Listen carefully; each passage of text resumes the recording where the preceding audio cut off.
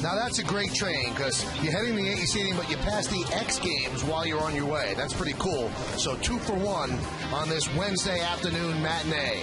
As Kia Motors presents the Wednesday Game of the Week. Today, it's the defending world champion New York Yankees against the Toronto Blue Jays in the final game of a 3-game set from Yankee Stadium in the Bronx. Hello, everybody, and welcome to Yankees Baseball. Along with Al Leiter, I'm Michael Kay. Now, the Yankees are not playing great baseball right now. Nothing to be alarmed about. Every team goes through it. Tampa Bay's gone through it.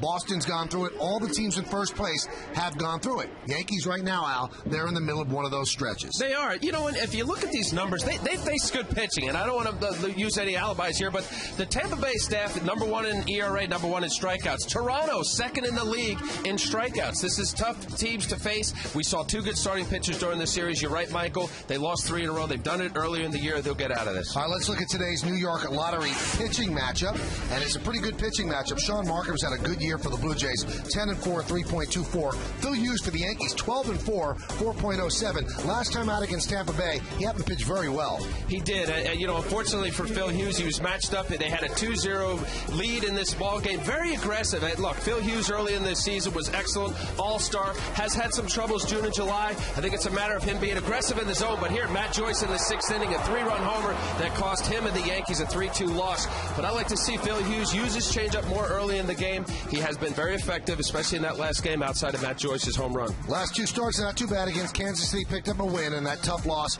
against Tampa Bay. He's now lost 2 straight decisions this season. He'd like some offensive help from Mark Teixeira, and Mark Teixeira has been on fire. The month of July now going into August. We'll take a close look at that next on segment 2 right here on Yes.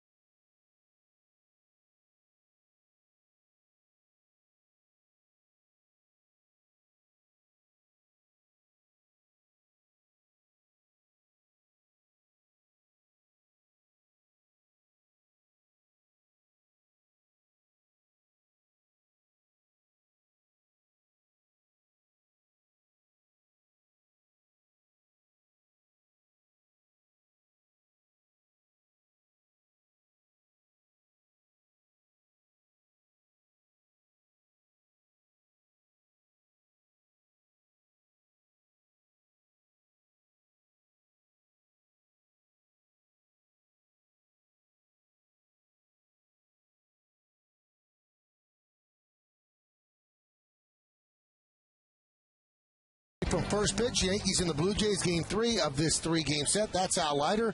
I'm Michael Kay. Yankee offense kind of stalled yesterday against Ricky Romero, but 1 strike, and that was by Mark Teixeira. He had an unbelievable shot in the first inning, and Al, he's been red hot of late. He has, Michael, and I'll tell you, in the first inning against a tough pitcher, Ricky Romero ended up settling down, but in the first inning, Derek Jeter walked this bomb in left field, a hanging changeup. You talk about how hot he's been. In July, he's hitting .321, 30 RBIs, and 10 home runs. Let's see if Mark Teixeira can carry that streak against Sean Markham, the Toronto Blue Jays starting pitcher tonight. And the slugging percentage is .688 as well, and he has done an unbelievable job after that rough start the first couple of months. His numbers now really amongst the league leaders except for batting average. Well, you know, Phil Hughes would love to have some offensive support in this game. Phil Hughes will take the mound to try to salvage the final game of this 3-game set. Lineups, first pitch, baseball next.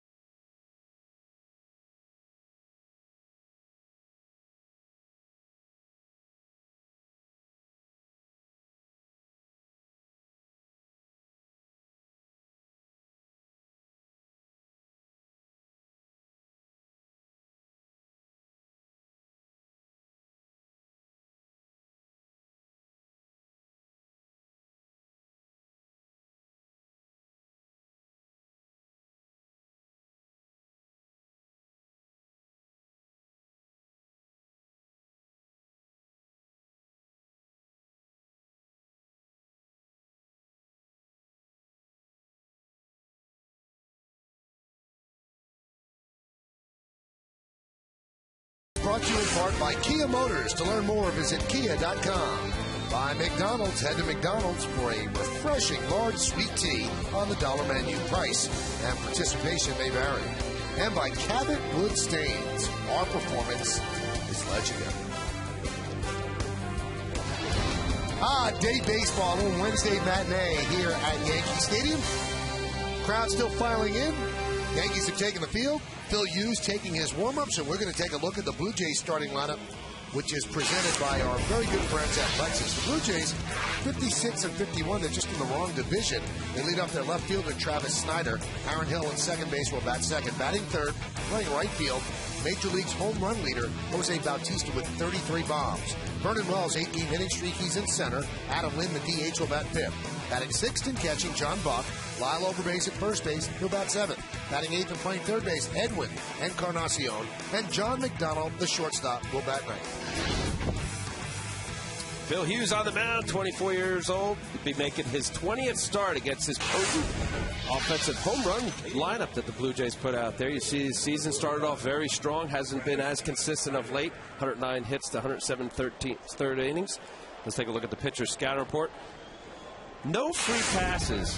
8-0 with a 2.62 and 9 starts in which he has 1 walk or less. We'll watch his control. Loves the sunshine. Here we are, day game. His last 6 decisions, that goes back to last year. He's won every one of them. And don't forget the changeup. I know, love his fastball. He's got a great breaking ball. See early in this game if he uses his changeup as a part of his repertoire as opposed to it being an emergency pitch. Travis Snyder is ready. So is Phil Hughes. So are we. Let's do it. Here at Yankee Stadium in the Bronx. The young right-hander deals, it's fouled off, and we are underway. A little bit overcast above the stadium right now. Well, Jorge Posada off to a painful start. Right off the left shoulder. And the umpire now just giving Posada some time to shake the pain out of there. First pitch of the game. He said, let's go. Telling Tim McClellan, the veteran umpire, who's giving a couple more seconds after he said, let's go. Francisco Cervelli caught last night's game, but Posada replaced him late. And the veteran is ready. The 0-1. Foul back. 0-2. Snyder, 25 for his last 65. Young hitter. He hit a home run yesterday that we never thought was going to leave the ballpark. Never thought it would make the warning track, but it got into the Yankee bullpen in right center field. Yeah, he showed really terrific power. This is a young player that's come up and shows power to hit out of any ballpark.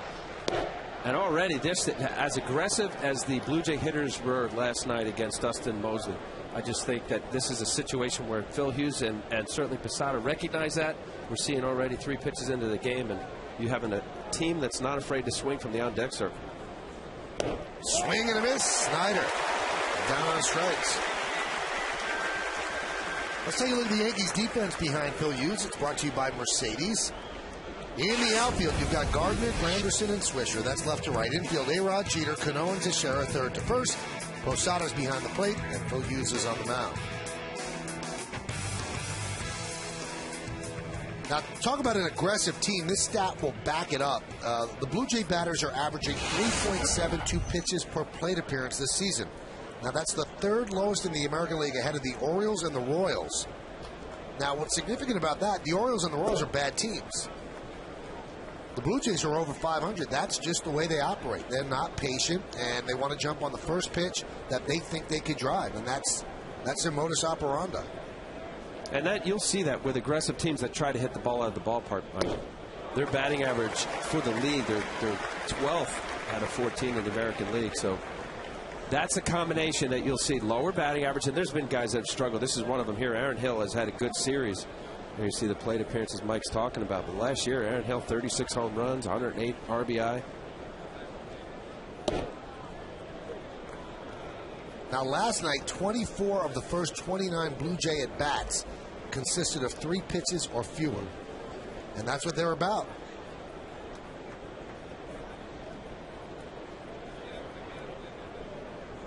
The 2-1. Let's look at the game time weather conditions presented by Bigelow Tea. 85 degrees, humidity is high, wind not much, 8 miles per hour. The forecast is hot and humid and partly cloudy. Humid. Very humid. Sticky. Get those drinks going. The 2-2. Foul back.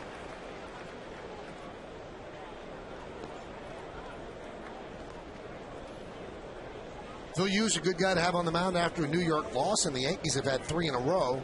Hughes is 7-0 in 9 starts after a game that the Yankees have lost.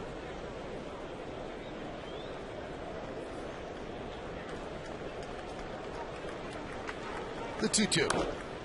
Fouled away.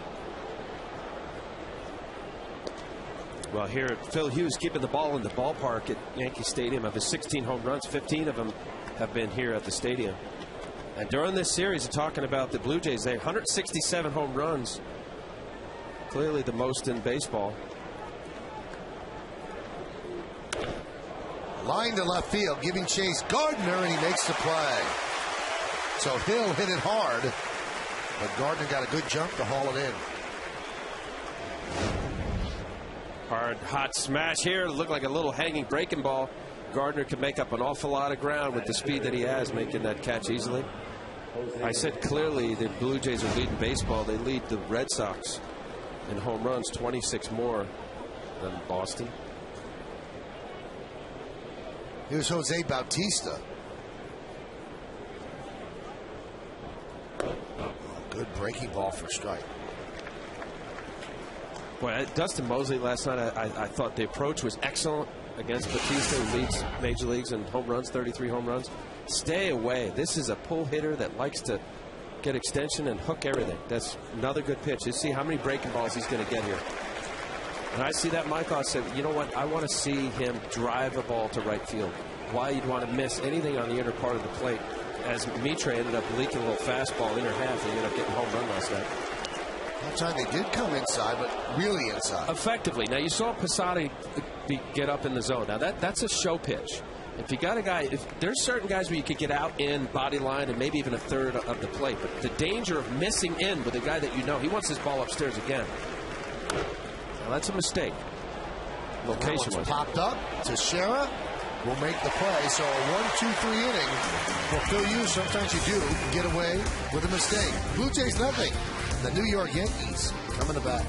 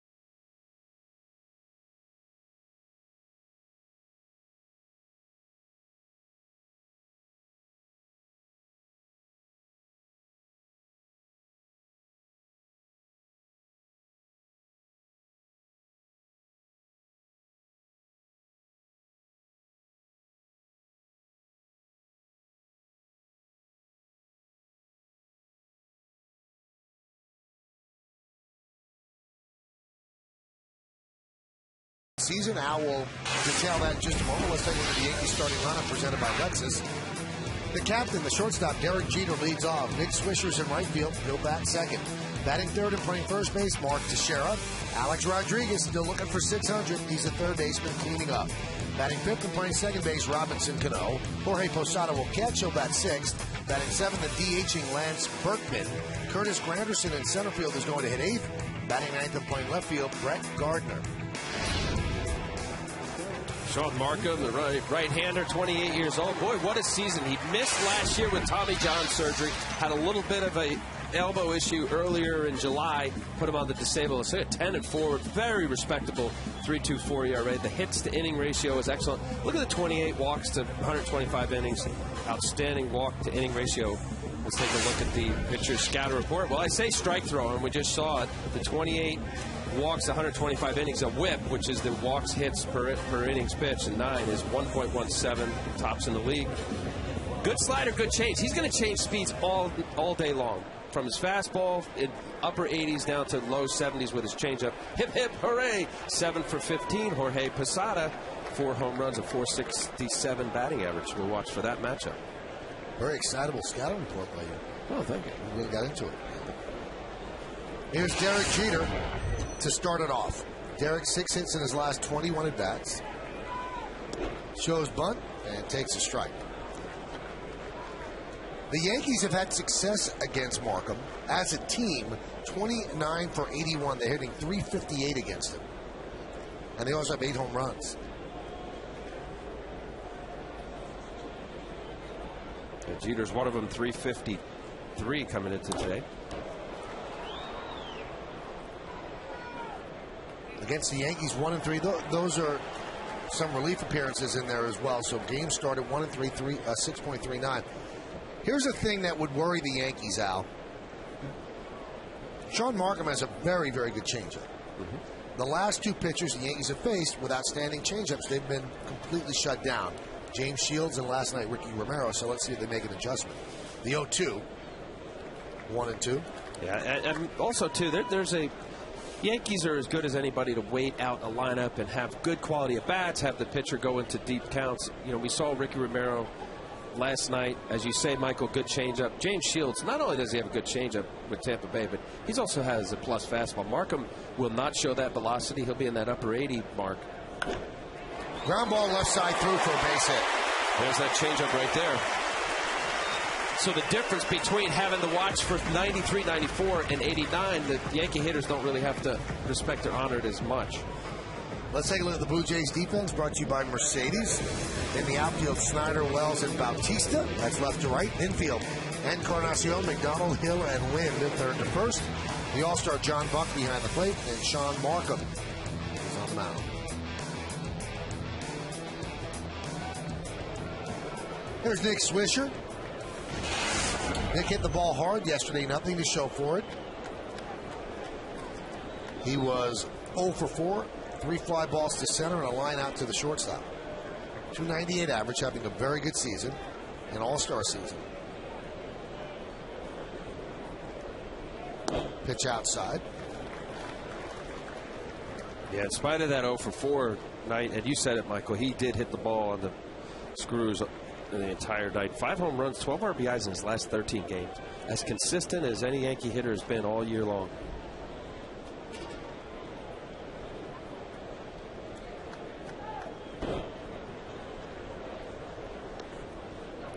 Yankees had a 2-run home run by Teixeira in the first yesterday. Then on Monday they had a 2-run home run by Swisher in the first. And the first game against the Rays, a 2-run home run by Swisher in the first. So they've gotten off to good starts, haven't been able to hold on. Pitch outside. And they've been shut down after those early runs.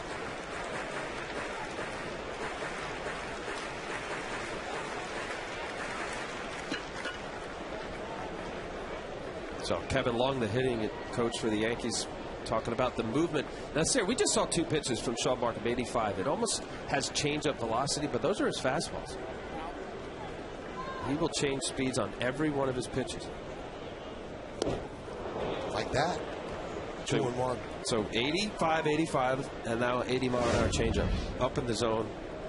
Good arm speed. Pulls the string. Nick Swisher just out in front.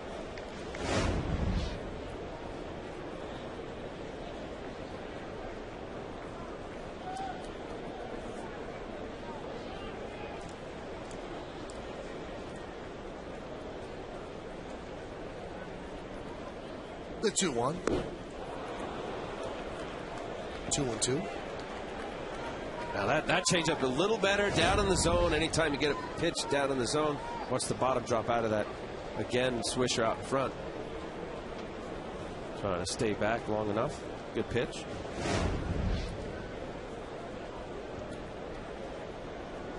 And that is a pitch part of Markham's repertoire. He'll throw about 25% of his pitches today will be that changeup. And not only just to left-handers.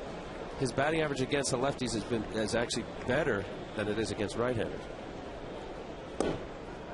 Just missed. Oh, they punched him out. Tim McClellan takes a long time to make that call, and he rings up Nick Swisher for the first out. We talked about it last night's game. Tim McClellan, longtime umpire. A little cut at the very end.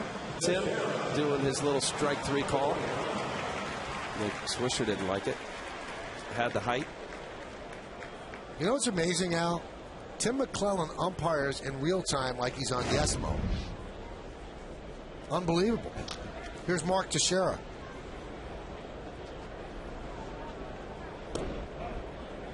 There's the strike. Got McClellan behind the plate. Andy Fletcher at first. Mike Everett at second. And Adrian Johnson is over at third.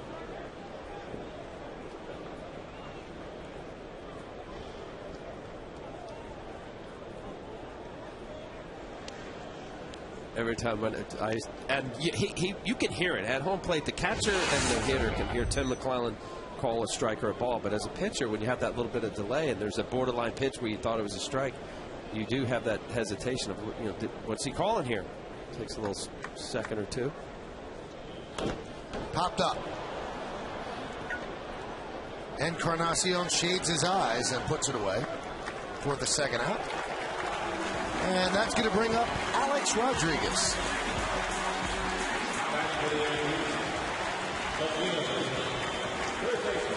Well, the story has been told. He is waiting on number 600. So are the Yankees, so are their fans. 46 at bat since he hit his 599th home run just under 2 weeks ago. 2 weeks ago tomorrow against Kansas City here at the stadium. But a more significant import is not the fact that he hasn't hit a home run, is now he stopped hitting. He's hitless in his last 17, and he's 3 for his last 33. And his average is down to an un-A-Rod-like 264.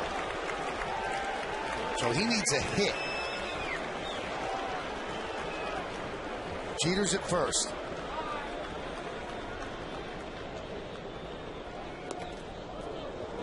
Talking to Tino Martinez, who's at the ballpark today, said, if I was Alex, because I'm 0 for 17, forget about the home run. He said, Encarnacion is practically playing on the outfield grass at third. I'd lay down a bunt, get a cheap base hit, feel good about things, and then attack it the next time up. Wow.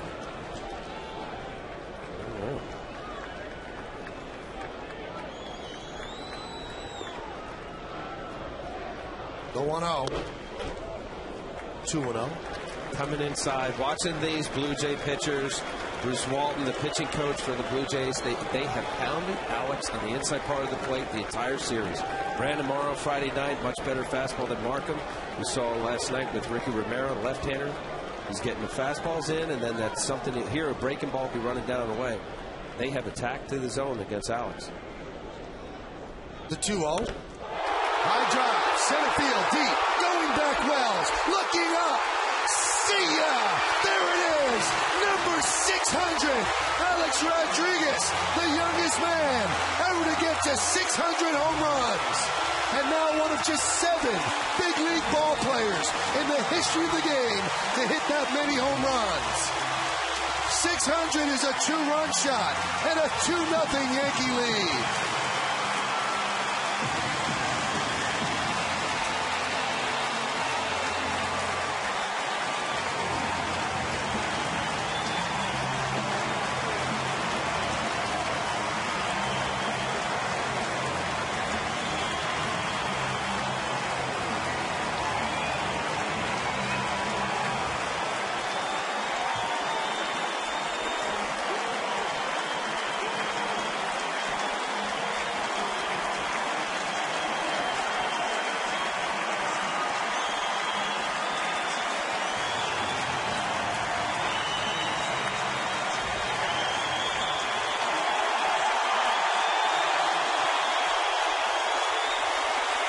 Well, the milestone that became a millstone is now officially a milestone. 600 home runs, and he finally does it. He breaks his 0 for 17 slide, and that monkey is off his back. Congratulations indeed.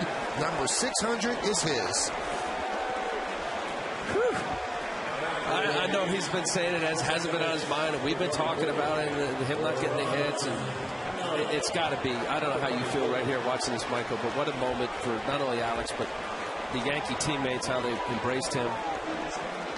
It's got to feel, okay, for a team, for Alex. How about this? This is on the 3rd year anniversary of his 500th home run. Same day, 3 years ago. And he deposits number 600 into Monument Park. Check swing, slow roller toward Encarnacion. Bare hand fires. Got him. Nice play by Encarnacion. And Mick Kelleher is going to have some work for Andy Fletcher. But this inning is about Alex Rodriguez. A long wait. 46 at bats. But number 47, that's the one.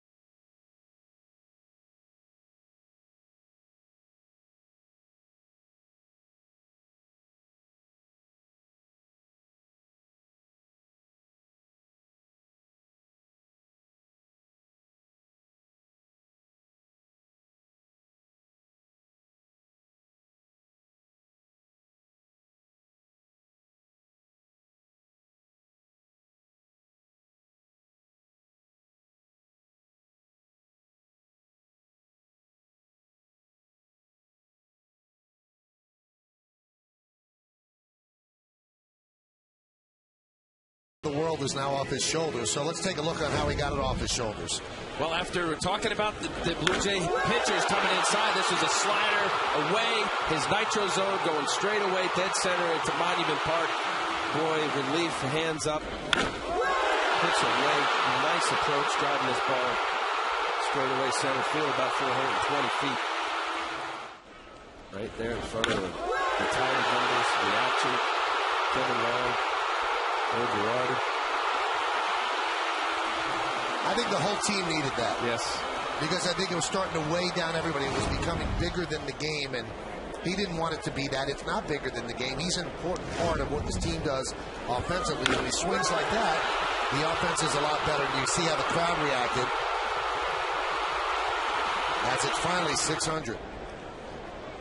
Now, to the day. To the day. Now, here's the amazing thing. Alex has not had any luck since 2 Thursdays ago.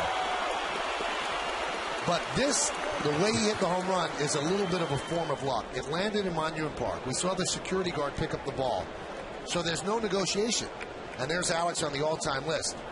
This is what the Yankees and Alex were willing to give up for that ball if it landed in the seats. An autographed baseball, an autographed Alex Rodriguez jersey, an autographed hat, and an autographed bat. Now, if that didn't get it done, right, they were ready to offer him or her, whoever caught the ball, lunch with Alex Rodriguez and Cameron Diaz. Cameron Diaz? That's what Jack Curry just told me, and he knows all this stuff. So Alex doesn't have to do any of that. Maybe he'll shake the security guard. Wait a minute. What? Security guard? Is he listening? Get it bad, right? Alex will get that ball. It was specially marked. And one thing you didn't have to deal with today, Al, was the flashes. Because you can't see that in the day, and you don't have to have the flash bulbs to get the picture. So he didn't have to deal with that on every single pitch.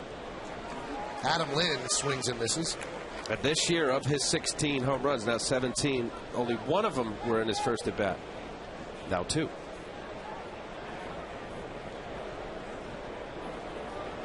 The 0-1 inside.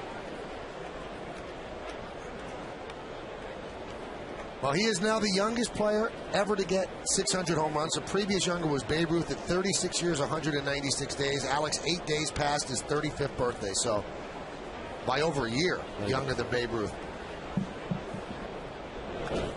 Fouled away. You know, just getting to do these Yankee games and the great history here of not only the previous players, but watching what Alex just did and Derek Jeter's breaking Lou Gehrig, and just every single day and night you come and watch a Yankee game, there's great players that you'll think about in years to come. You were there, as everybody's been waiting and watching for Alex to get that 600. Well, how long did we wait? Okay, so that was in his 47th at bat since his 599th.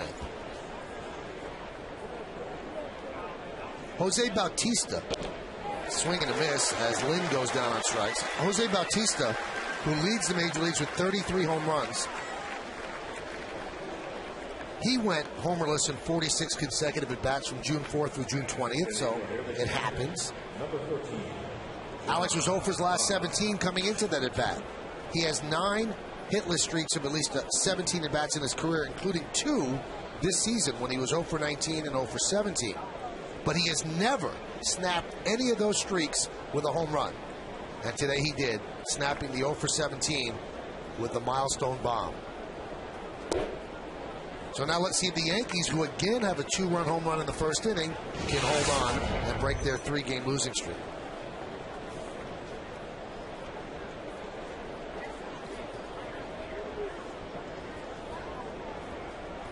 The 0-1 inside. I'll tell you, the way Phil Hughes so far in these hitting in 2/3, he's already had 6 swing and misses. Good fastball coming out of his hand, showing a very good curveball so far. That one is lined to left. Gardner is there, and Hughes 6 up, 6 down, retiring the Blue Jays in order. Alex Rodriguez a little more spring in his step as we go to the bottom of the second. 2-0 the Yanks.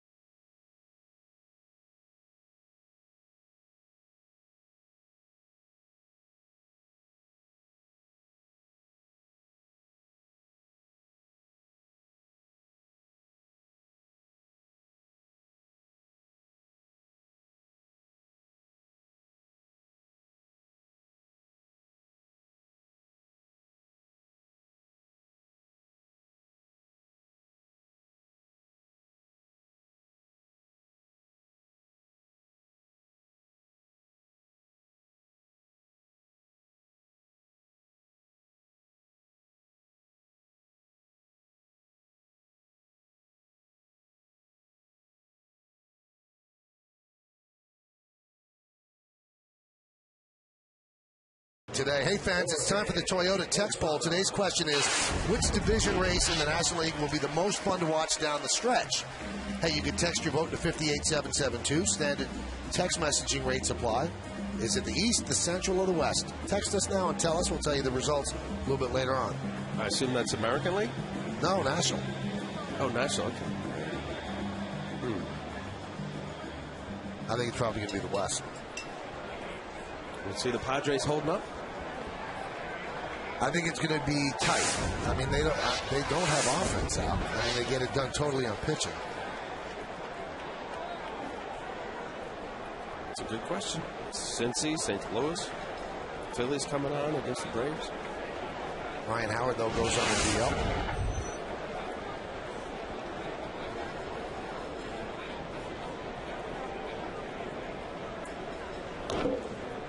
Posada dribbles one back to the mound. Markham will get the Yankee catcher for the first out.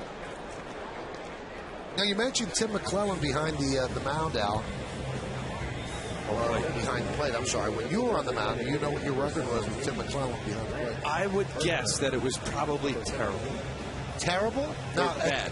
Terrible is relative. Like a 5 ERA. Oh, come on, stop. No? No, it was 8.59. I knew it. God, he's a nice man, but You were 0-4 at 8.59. I knew it. Because just maybe think that's about why it. I was so mad. I always thought of Leslie Nielsen. Remember the guy in Naked Gun? Naked Gun, where you waited for him to make the call. Yeah, but then he would dance around. Well, they does it. But here, also, just look at the two personalities. You're like a bumblebee out there, and he's like a turtle. That's why he didn't like me. No, he probably hated your guts. And then I'm throwing a bunch of pitches. Right, he didn't want to be there.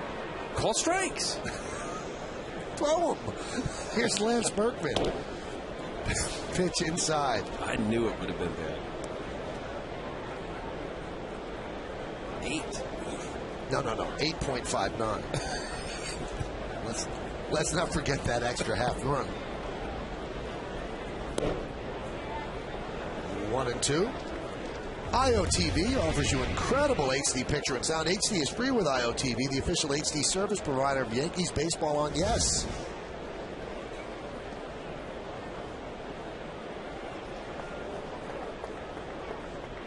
The 1-2 to Berkman. Outside, 2-2. That's a tough changeup to the left-handers. Markham having better batting average against. Just watching the approach here as he's done so far with the lefties. Soft down the way, Lance Berkman. The 2-2. 3-2.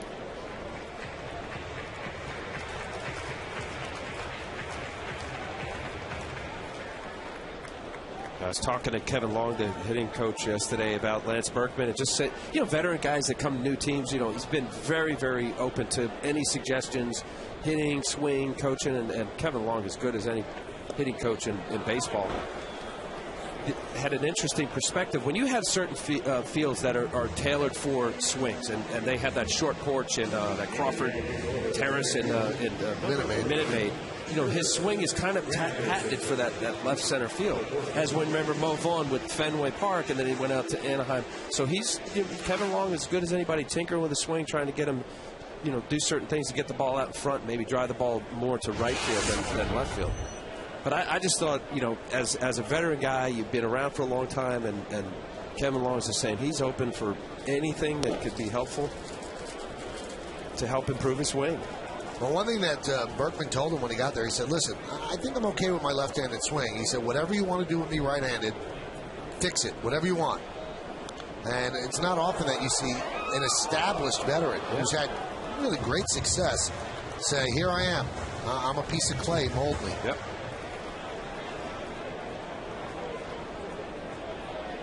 As you say, the 257 this year, Berkman against right-handers, Lance left-handers, 188. Popped up. Encarnacion runs out of room.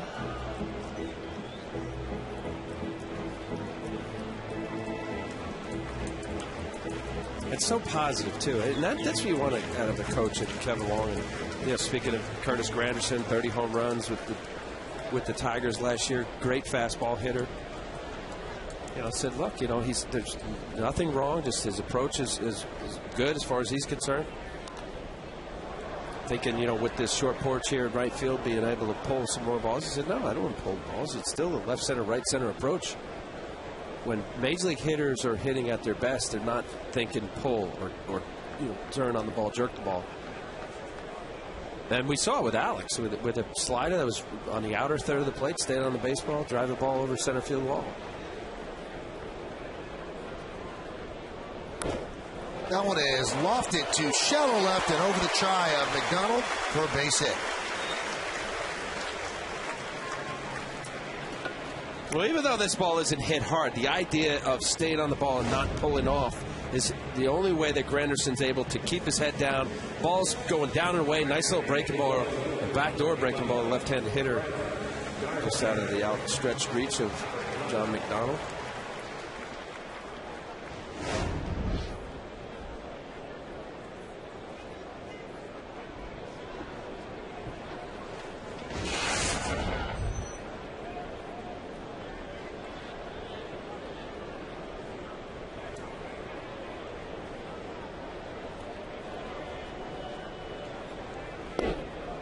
And the pitch to Gardner is a strike. Gardner's hitless in his last 10 at-bats. The single by Granderson snapped an 0 for 10. So a lot of O's fors are being snapped today. The 0 for 17 for A-Rod. The 0 for 46 home run streak for A-Rod. The 0 for 10 for Granderson.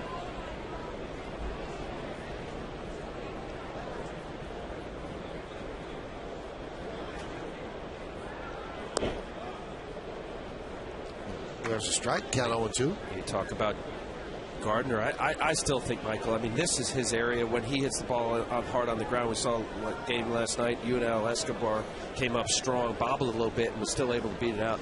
Gardner's got that kind of speed. Halfway now, obviously with 2 strikes, but Encarnacion is in tight. He could get so many hits in this area just based on his speed. Kind of Ichiro-like.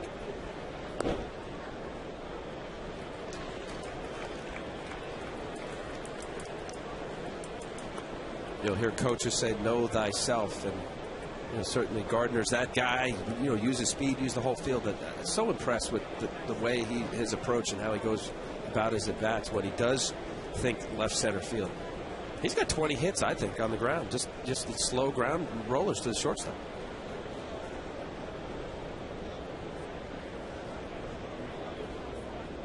Runner goes. Pitch outside. Throw to second. Not good. Nice play by McDonald to knock it down and keep it in the infield. So a stolen base for Granderson. Boy, I'll tell you, when Granderson came up here, it looked like he twisted his ankle or something. Looking in, seeing, realizing he's got to get down. What's here? Ooh, his leg. Wow.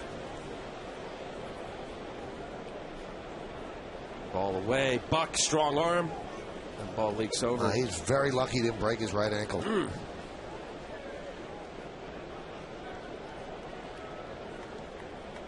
Oh, look at that. Wow. Hurt his groin. First his right, then his left leg catches the bag. That is not a pretty slide. Swing and a miss, and Gardner down on strikes. In the second, no runs a hit, no errors, and 1 man left on base. We played 2 here at the stadium. It's 2-0 Yankees over the Jays.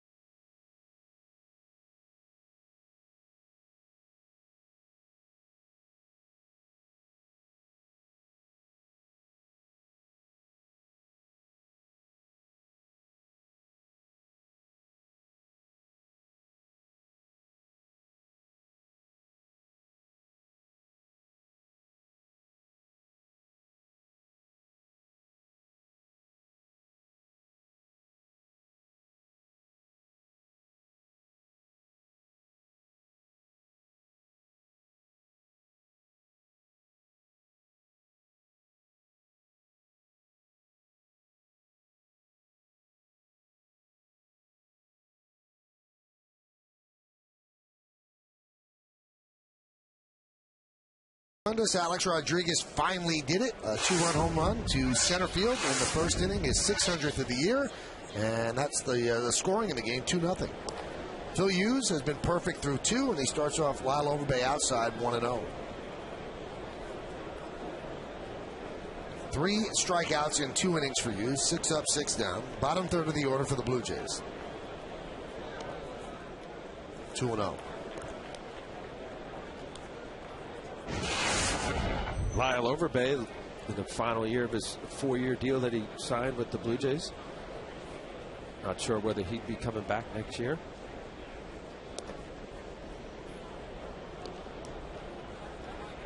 Very good defensive first baseman. Came over from Milwaukee and been hurt a little bit off and on during his tenure here.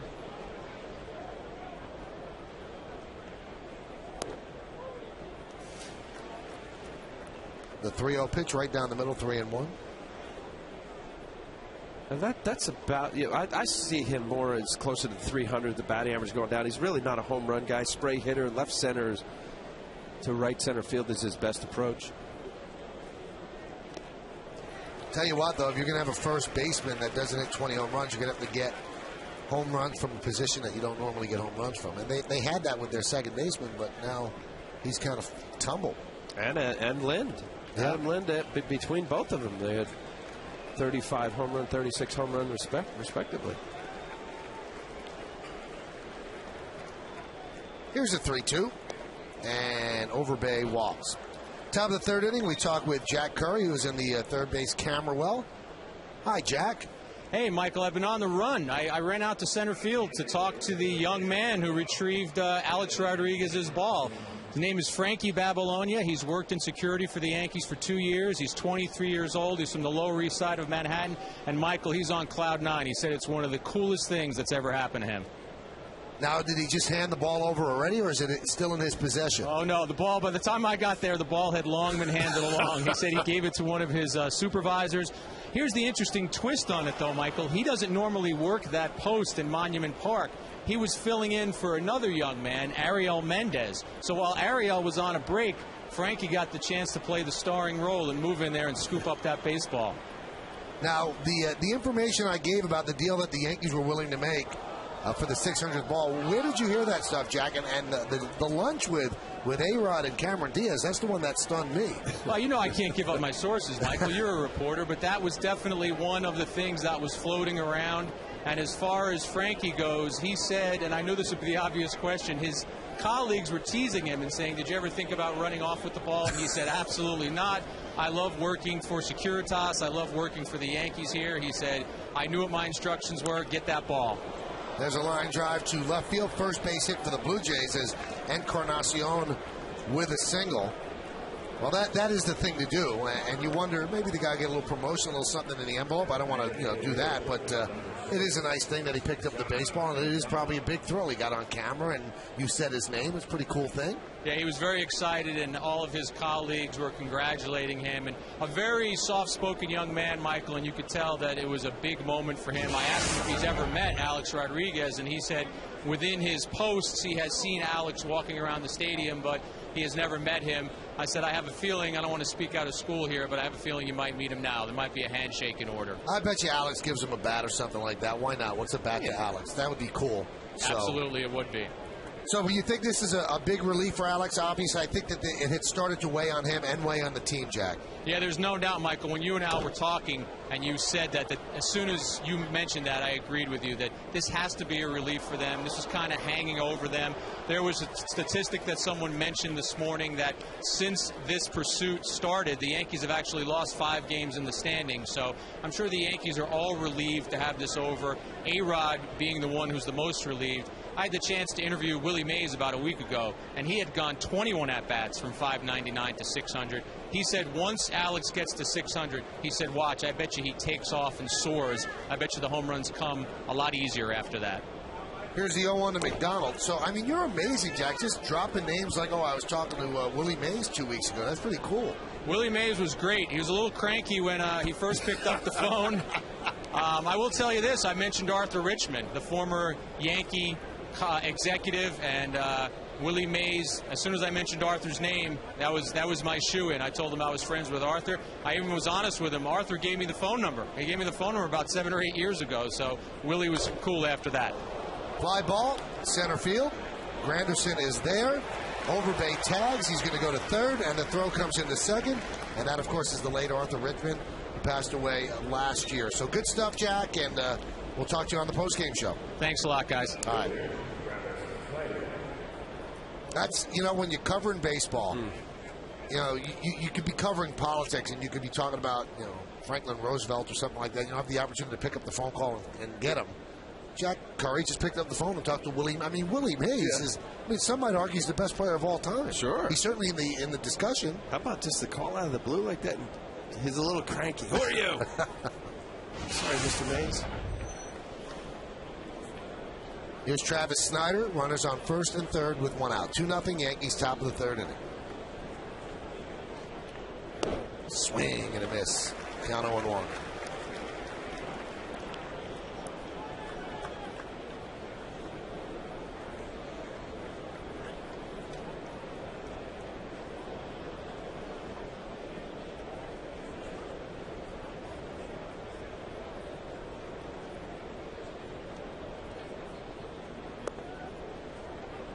So the first jam here for Phil Hughes. And a 1-1 count with 1 out.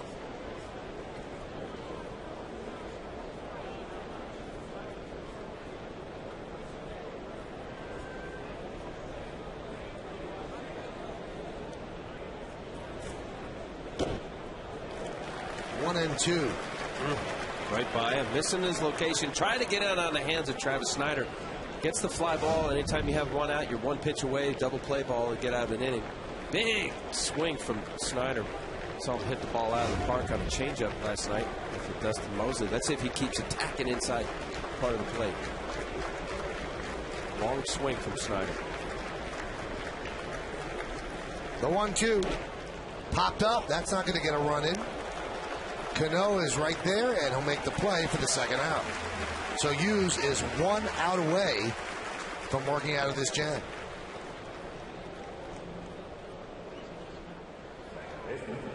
Just going right after Travis Snyder. Talking about good, young-looking hitter, power-wise, Snyder. Good at bat. Fight through it. You get the 2 outs. You look a little bit of a jam here early on. Preserve that lead, of course. Continue to make pitches.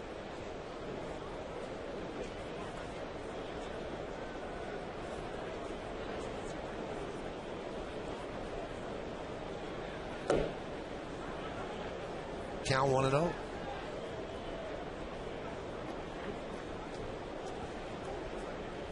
Yeah, anytime you see a guy struggling, and Aaron Hill was as good as any second baseman in baseball last year and had some hamstring issue early on. They have all statistics for all sorts of things, and said this year over 33% of his swings have been at pitches out of the zone.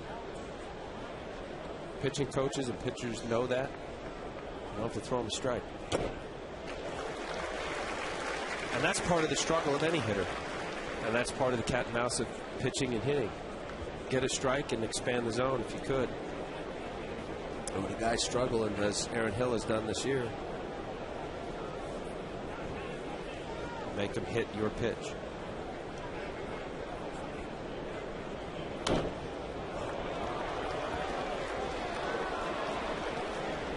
These have been situations that have flummoxed Phil Hughes. Opponents are hitting 18 for 42. That's 429 with 2 outs and runners in scoring position. And that's his next step as a starter, to be able to get out of these jams. Well, you know, we'll see how this goes. That last pitch, Michael, was actually a mistake. And I say mistake based on location, where Posada wants the ball and where he ends up throwing it. The ball was down in the middle. He's got to be further outside. Foul tip to stay alive. Posada could not hold on. Yeah, he's missing middle of the plate. When you're heading the count with an aggressive hitter who's willing to swing, that ball was up and away enough. I always thought 0-2, 1-2. I have, especially with 0-2, I have 2 pitches that are my pitches. Something that looks like a strike, the illusion over the plate and off the plate, maybe 3, 4, 5, 6 inches, depending upon how reckless of a swinger the batter is. Reckless meaning strike recognition and out of the zone. Fouled away. See, now he's just beating him with just good fastball. 94 is not sneaky, but you know, it's just shooting out of his arm. Stays closed well, hides the baseball. But location-wise, 1-2, 0-2, you got to be better than that. And that's, you know, to your point, Michael, with the 429 batting average of 2 outs, runners in scoring position. I'm thinking somewhere down off the plate. Would you throw a breaking ball or fastball down off the plate? I would probably go with my breaking ball here. I think he's going to go with a high fastball. Maybe that sets up low and away now. Well, now this is it. If he's established a way, now that's just the proverbial just show in to go away. Let's see if he doubles up. There's also the mindset, if you're going to throw in to miss, as he just did, do you double up inside and lock him up where he can't swing? Going with the curveball, fastball away, slider.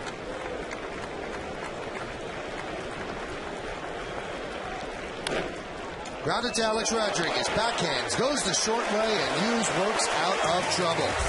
No runs a hit, no errors, and 2 men left on base. We played 2.5. It's 2-0 Yankees.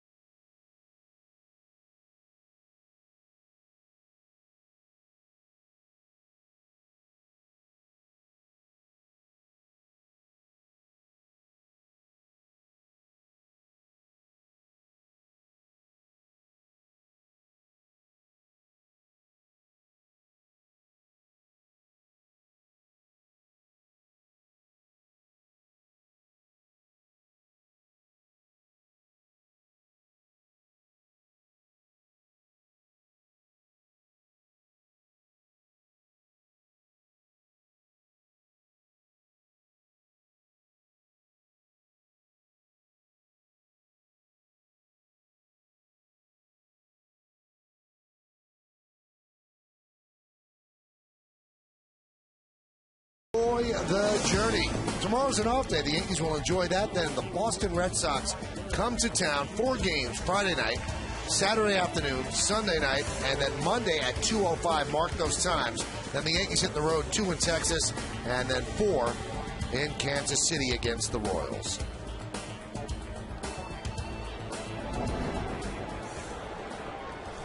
Top of the order for the Yankees here in the bottom of the 3rd. Derek Jeter, who started off the first inning with a single, will lead off, and the first pitch is low and away, 1-0.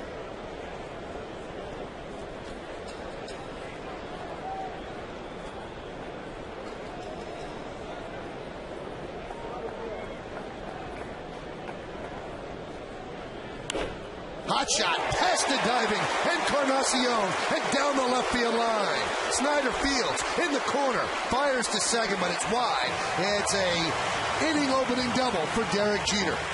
He's 2 for 2. Nice start for Derek Jeter and the Yankees. His 21st double. Pulling this curveball, first pitch from Markham, a curveball for a ball. This ball up in the zone, able to hot smash past Encarnacion. Down the left field line, nice outstretched reach just past the glove, hit it hard enough on the yes-mo. You don't see Derek pulling the ball too often and picks his spots. That pitch was perfect pitch for Derek to pull the ball.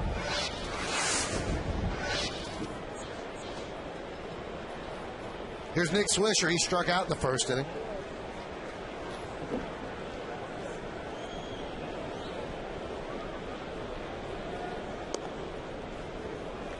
In the count, 1-0.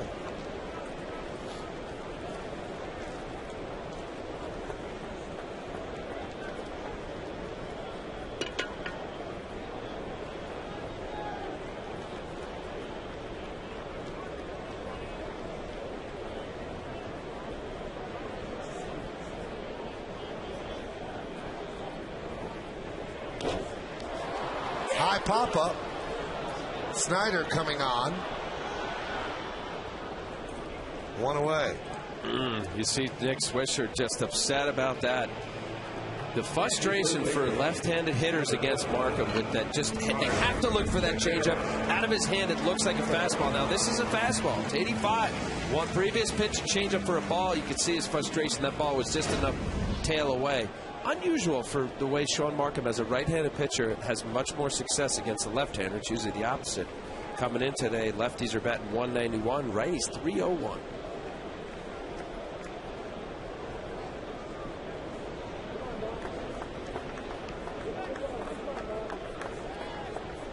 Here's Mark Teixeira. And the count 1-0.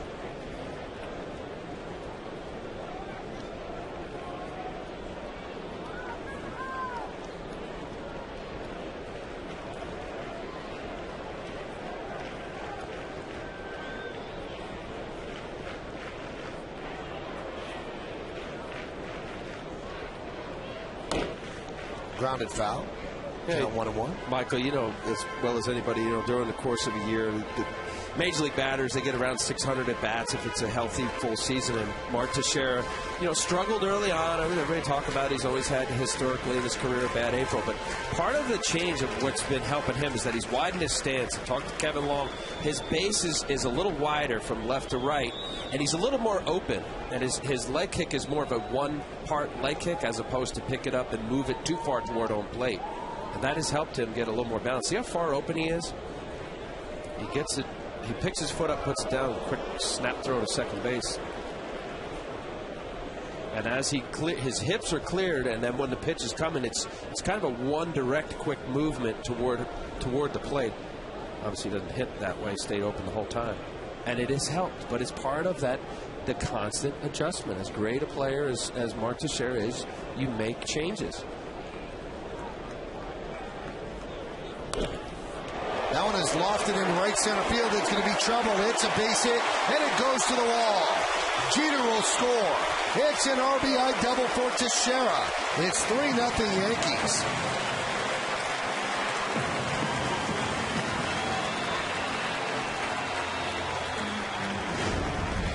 Well, I'll tell you what, it's hot as can be. A curveball away. He's fooled. Strong man is able to keep the barrel of the bat back long enough. Gets good extension, drives that ball in the right center gap. Still watching for Markham. Soft pitches. He's able to drive it through there. 31 RBIs now in Teixeira's last 30 games. Hip down, hands through, finish him. Fooled slightly, still able to get the good part of the bat on the ball. Here's Alex Rodriguez, 1 for 1 with a home run. Hit his 600th in the first inning. And the pitch inside. Now his mind uncluttered, and now he's back to just being a baseball player who happens to have 600 home runs and happens to be one of just 7 people in the history of the game with as many home runs as that. With a significant monkey off his back. The 1-0. Grounded left side. Backhanded by McDonald. Snap throw to first and a scoop by Overbay for the second out. Let's take a look back at the first inning home run by A-Rod. It's our Coors Light Cold Hard Glass. Well, after a couple fastballs in, slider, outer third, he knew it. The ball, 10, 15 feet past that 408 side. Historic 600 home runs. Youngest player to ever get to that.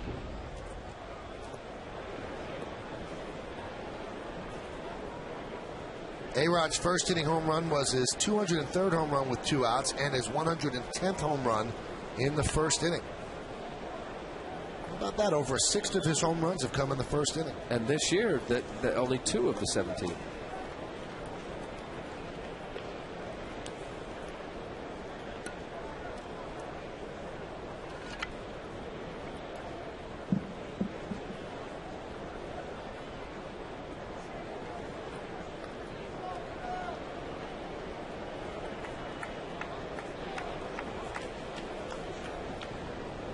The 1-0. Inside. Well, the folks at Yankee Magazine have a commemorative A-Rod issue. It's already out there. It's out here at the stadium. I guess you could order it online as well. So Yankees Magazine, the commemorative 600th home run issue, it's already out.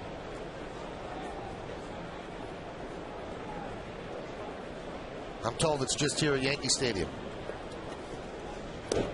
And you can pick it up the next time you are here. Count 1-2.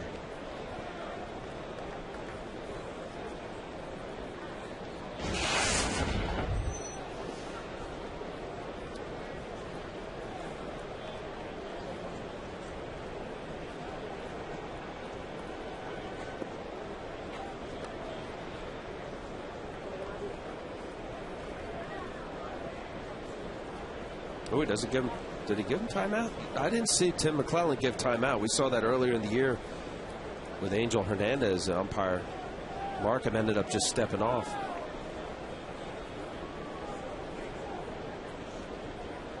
The 1-2. 2-2.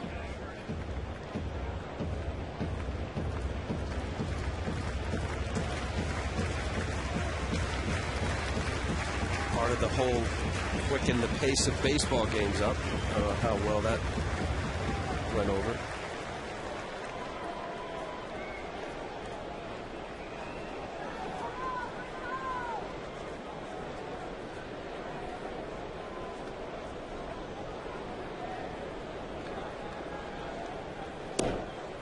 Missed inside, the count 3-2.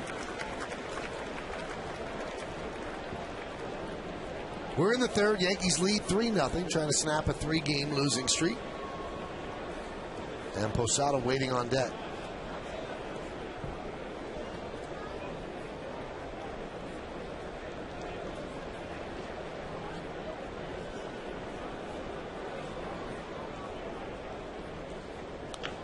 Grounded up the middle, but McDonald's right there. And that will do it. But the Yankees get another run. 1 run, 2 hits, no errors, and 1 man left on base. We go to the fourth. 3-0 Bombers.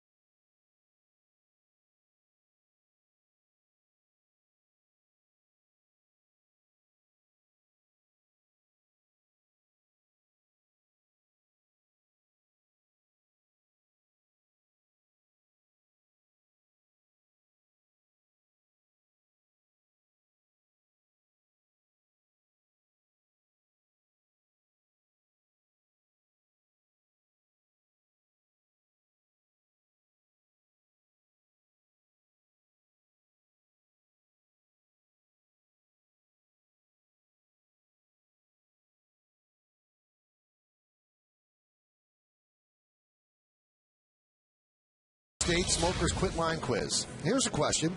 Jose Bautista leads the league in home runs with 33. Who are the only 2 Blue Jay players ever to lead the American League in home runs? You know this, Al? I think I do. I think I know one of them. Personally? Well, I personally know both of them. All right. Well, if you only know one, how do you know who the other one is? Because the other one I'm not sure about, but I still know him. Okay. I played with both of them. All right. Makes a lot of sense, doesn't it? It will when we find the answer. The 1-0. There's that breaking ball of Bautista. You can see that's their plan against Bautista. Let's just keep firing that breaking ball away. Why not? I would. Until he starts driving that ball to right center field. There it is again. And another strike.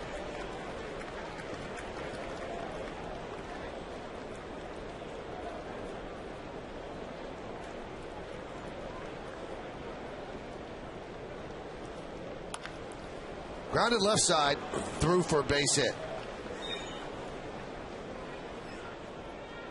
Hey, NYY Steak is a great place to host your next corporate event, cocktail party, birthday party, and much more. For more information on how to book your next private event at NYY Steak, please contact Mary Gergis at 646-977-8041 or just log on to nyysteak.com. I found this next stat that I'm going to give you, frankly, amazing. Amazing.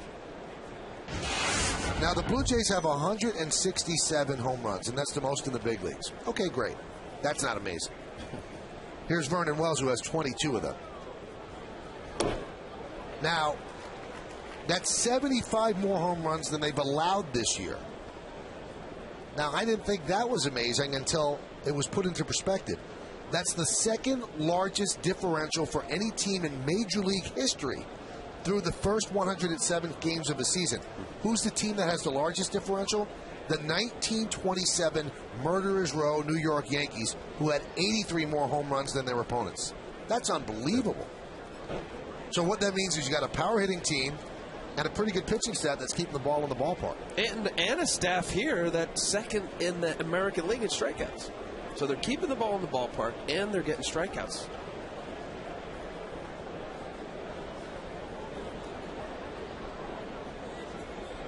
But still looking up at the Tampa Bay, New York, and Boston.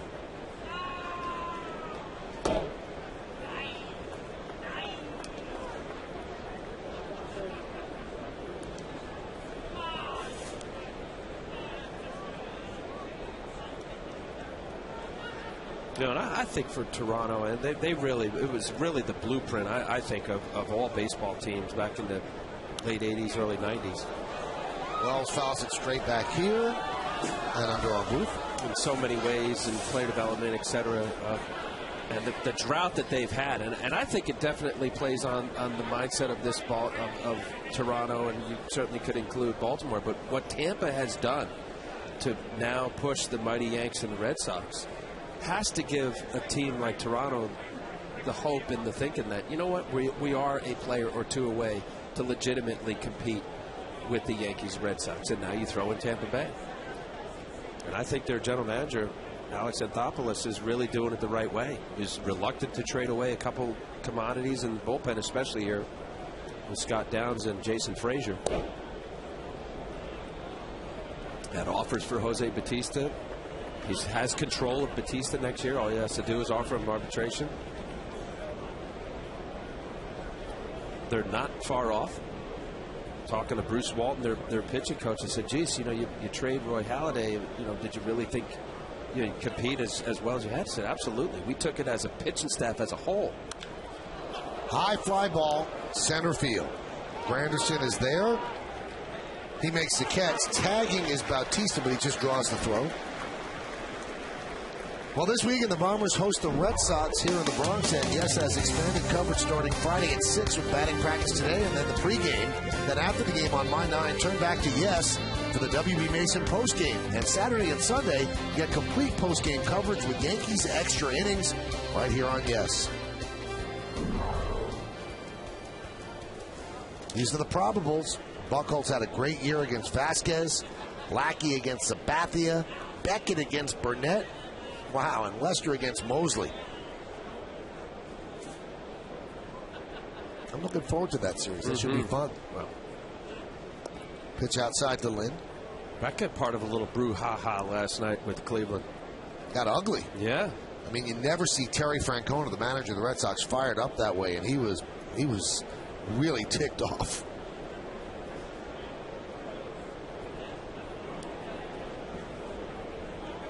Now, I know he's a buddy of yours. You know him from the Marlin days, but Beckett always seems to be in the middle of those things. Well, you know what? He's got that whole Texas bravado kind of, you know, gunslinger of coming at you, give you a bow tie, and, you know, knock you back like the old Nolan Ryan kind of mentality, a little bit of a cowboy.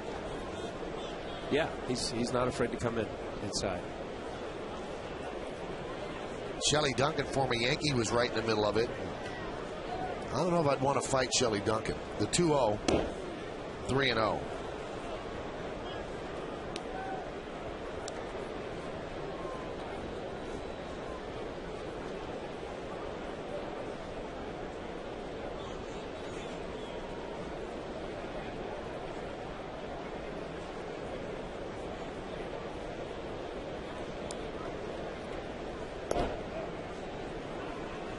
There's a strike. You're a peaceful guy. I don't know if you'd want to fight anybody. Well, if I was going to fight somebody, Al, I'd like to fight somebody that I have a chance against, which would lower the pool. But Shelly Duncan's a big guy, a tough guy, and he has some snappage in him. Mm-hmm. The 3-1. I mean, Shelly used to hurt people when he just high five past him. Yeah. Remember when he first got called up? Guys were afraid to give him a high five.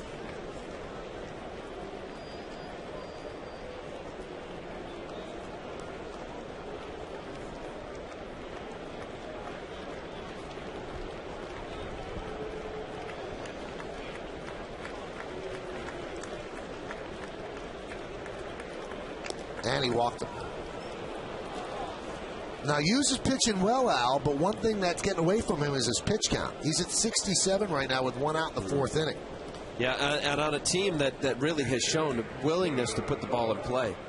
And that goes both ways. Of course, you still have to make pitches. This is a team that is dangerous, can hit the ball out of the park. But take advantage of it, especially in a couple of scenarios. Phil has had some, the 0-2, 1-2 count. And he's either left it where he's left some pitches to be hit or ends up ultimately walking. That was a battle back there with Adam Lynn. He got 3-0 behind in the count and battled back to 3-2. John Buck rips one foul.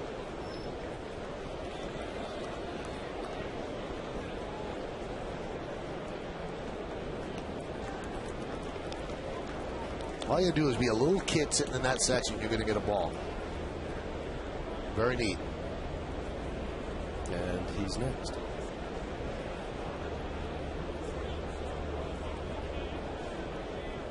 Check this out, though. What would you say, kid's 8 or 9? 7. All right, 7, 8, 9, in that general vicinity. You got outrageously great seats to a Yankee game. I mean, those seats are mint. And you're getting the ball. Now, what do you expect the next time you come to the game? Well, you might get spoiled at this point. If you're not sitting there.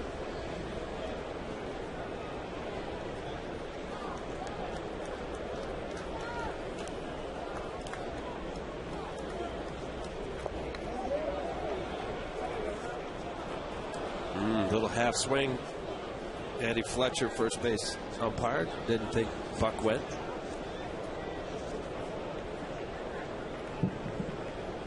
Yeah, that pitch count, like 4th inning, he's certainly well within reach of going six plus innings here.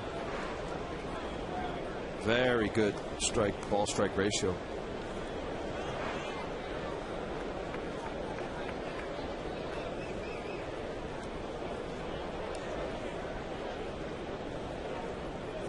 Swing and a miss. Nice pitch from Phil Hughes. Go cutter. Ended up throwing this lot. Looks like a slider, but it has a cutter velocity, 88 miles an hour, away from John Buck. Good fastball hitter. John Buck had 3 home runs in a game earlier this year against the A's. Throw it again.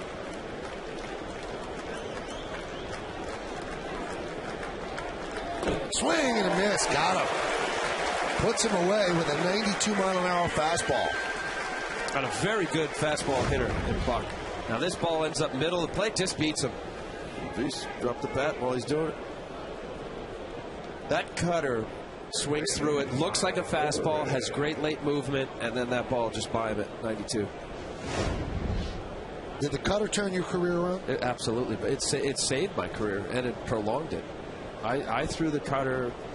The latter part of my career, Michael, I threw it as much as almost as Mariano. Of course, Mariano being a closer, coming in 10, 12, 14 pitches. But I got to a point where I realized that my cutter was almost as fast as my fastball. And if I had movement, it was a moving fastball. Which, if I say it was, a comfortable velocity of 91, 92 on the fastball, and you're throwing an 89-mile-an-hour cutter, throw it. And I threw a lot of them. Especially the lefty. I think it's so effective because it looks like a fastball. And the right-handed pitcher in Hughes, where you're getting that ball that's on the hand of the lefty, it's really tough for especially the big guys that are trying to get extension. They want the barrel of the bat. They want the ball out over the plate. Usually your home run guys were a very good matchup for cutters. The bigger they were, the farther they want to throw it, the better just jam them in on hands.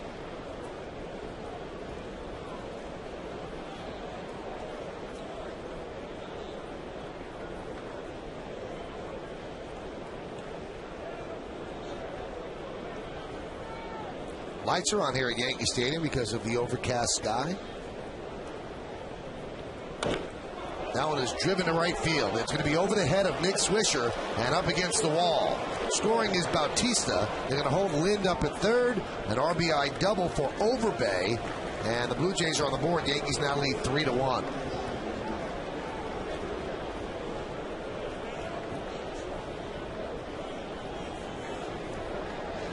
Overbay getting a curveball. Wants the back door. You see where Posada ends up on the outside corner, middle of the plate. Lyle Overbay, good hitter, is able to get this ball coming into the barrel of the bat here at Yankee Stadium. Well struck ball. Nick Swisher just getting that ball in quickly. Little conference on the mound between Dave Island and his pitcher. This copyrighted telecast is presented by authority of the New York Yankees and may not be reproduced or retransmitted in any form, and the accounts and descriptions of this game may not be disseminated without the express written consent of the New York Yankees.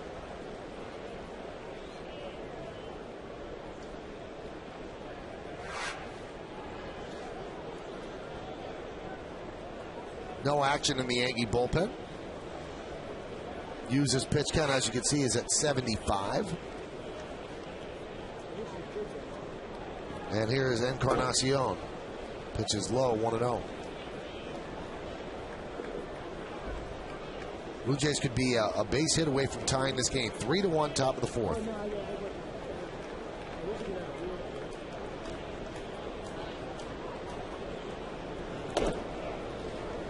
There's the strike. Encarnacion may have thought that ball was up. That's the one pitch, Michael. I just think Tim McClellan barking into the Blue Jay dugout. Watch the height of this pitch here. Posada catches it at the mass. Now, look, in Major League Baseball, more times than not, an umpire will call that a ball. I've always thought you credit a hitter for not swinging at a pitch that he really could and should drive. That's right down the middle, slightly above the belt. That's a strike.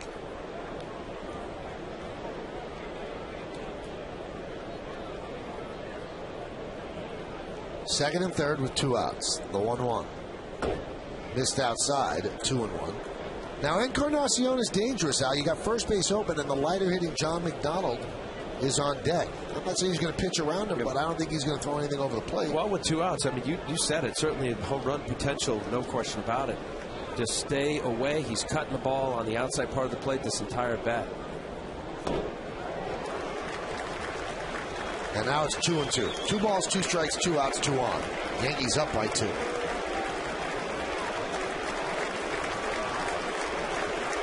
This was Monday night. Ball on the inside part of the plate. Like these Blue Jay hitters, liking that ball on the inside. It's the 11th home run of the year.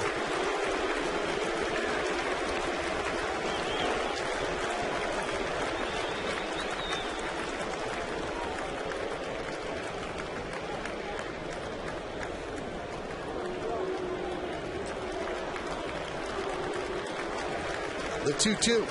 Swing and a miss. Got him. Went up the ladder. High fastball. And Encarnacion swings through. 1 run, 2 hits. 2 men left on base. We go to the bottom of the fourth. Yankees lead 3-1.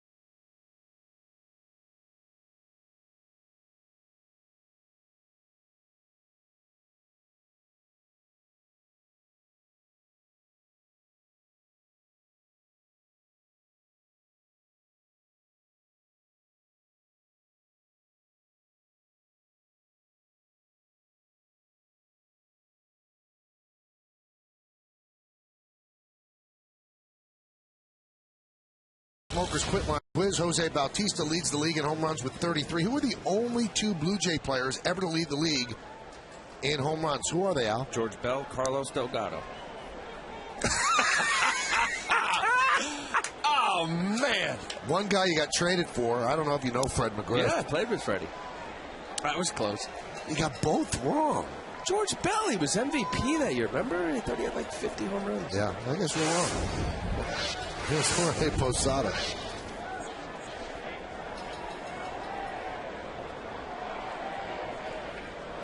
It's embarrassing. You know what I liked about it, though? The way you gave the answer with such certitude. You knew you were right. Well, think of it. Delgado needs a home run. Right. Bell, that's Sure. MVP. Makes sense. I remember it's just 87, wrong. George, while I was with the Yankees, he hit one way back in that where they used to park ambulances at the old stadium. The 0-1.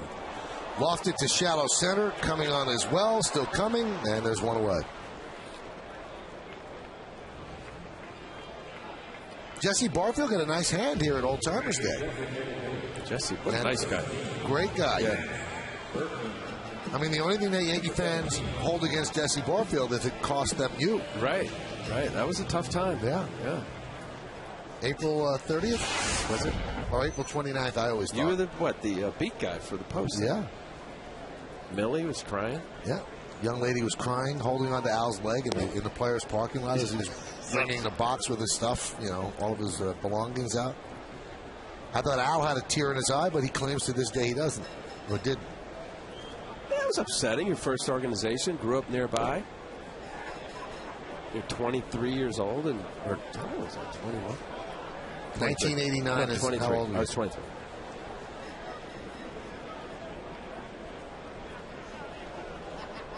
Al, if this makes you feel any better, George Bell hit 47 home runs in 1987, but McGuire had 49 that year. Oh, so close. And I bet Delgado's not far off.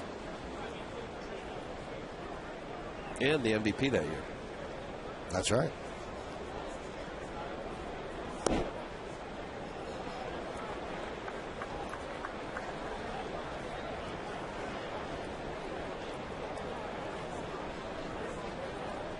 Yankee hitters being a little more patient with Sean Markham, just constantly showing that little this side of the plate with a little changeup, two-seamer running the ball away.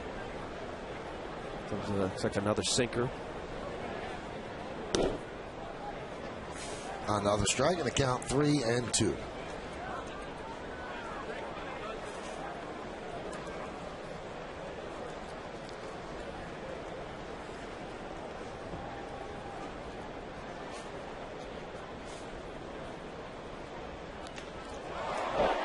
Off the end of the bat, pop up to right field. Bautista is there for the second out.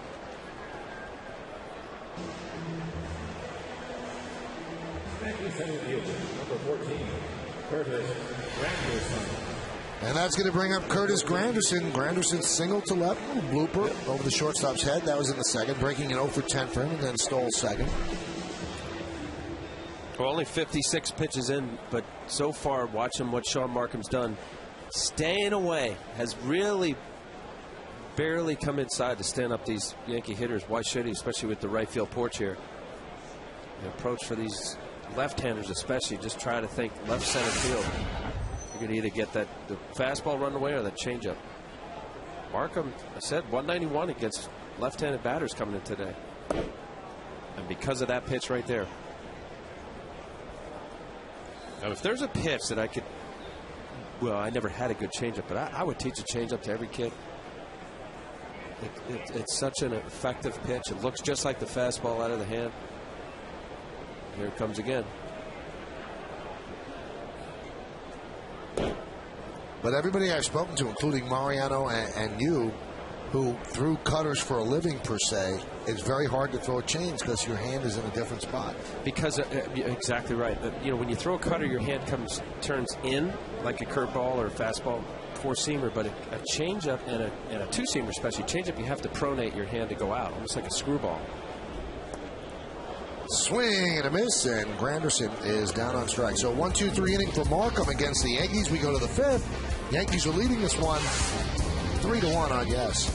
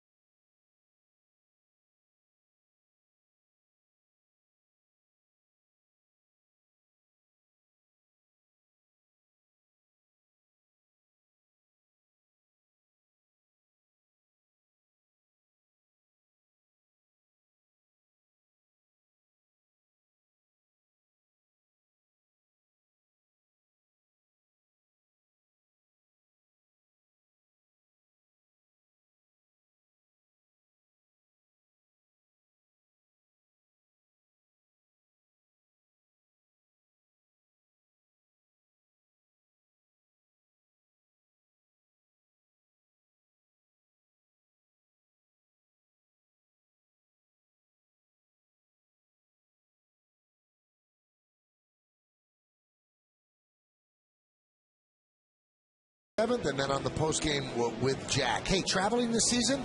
Take the Yankees with you. Subscribe to MLB.tv today to see every Yankees game live or on demand on your computer. Visit Yankees.com to order and get more details. MLB.tv. Baseball everywhere. Boy, I don't know if you saw that, Michael, last night with Andrew McCutchen. Boy, I thought he was going to be out for a while. Comes back the next day and hits a home run. Boy, Nancy's right. Put an exclamation point on that. Kia Motors scoreboard, 3-1 Yankees lead the Blue Jays. John McDonald will lead out 9-1-2 in the Blue Jays order against Phil Hughes. First pitch is upstairs, 1-0. If you just turned on the game, well, you missed it. The first inning, Alex Rodriguez hit his 600th home run after that long 46 at-bat wait. But that's still the difference in the game. Yankees tagged on a run in the third. They lead 3-1 over the Blue Jays. Alex was hitless in his last 17 at-bats before that swing against Markham, and he deposited it into Monument Park for the milestone 600th home run. High pop-up. A-Rod shading his eyes. He has trouble with these pop-ups, and he fights that one right into the glove for the first out. You know, we're not going to be mean if you just tuned in. Why don't you take a look at his 600? Straight away, Central. Gotten a good count, 2-0 count off Sean Markham. 600 home runs.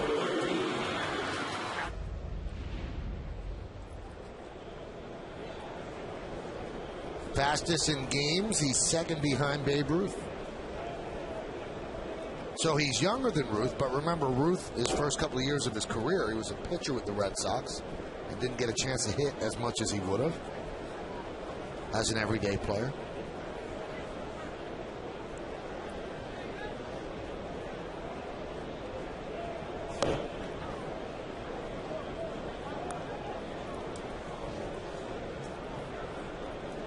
Now this is where Posada, you know, he's seen so many of the Yankee pitchers and can identify really what he's seeing out of the pitcher's hand. And it's a good visit. Phil Hughes realizing that pitch count, getting up here in the 5th inning, 84 pitches. Got underneath it, pushed the baseball. It's just a subtle little reminder that Posada does to his pitchers. Popped up and out of play.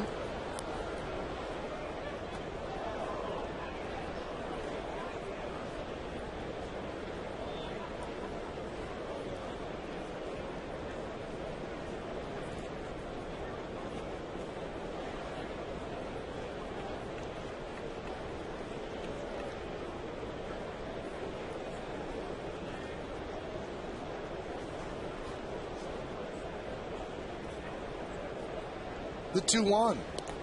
Upstairs, 3-1.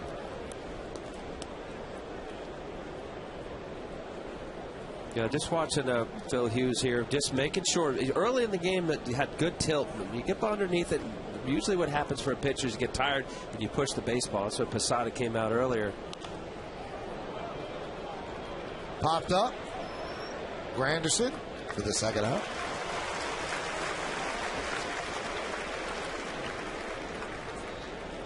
I think he's too. You know what, Michael? You know, there's games where you just you labor and you look at the box score. You say, okay, 5th inning, 1 run, 3 hits. I think it's been kind of that day so far. He's missed with his location at times. Starting to see the ball up in the zone a little bit. Have not seen him throw a changeup. I know we talked about it, or I talked about it, saying that, you know, really just helps. Sometimes as a pitcher, you just get a free out. If you can get 1 or 2 during the lineup. See the ball underneath a little bit, pushing the baseball. It's usually an indicator for most pitchers that you're getting a little tired. Judge Girardi said before the game in his press conference that he'd like to see Hughes throw more changeups. That would be the next progression. He said he's thrown some this year. He said, but I'd like to see him throw more.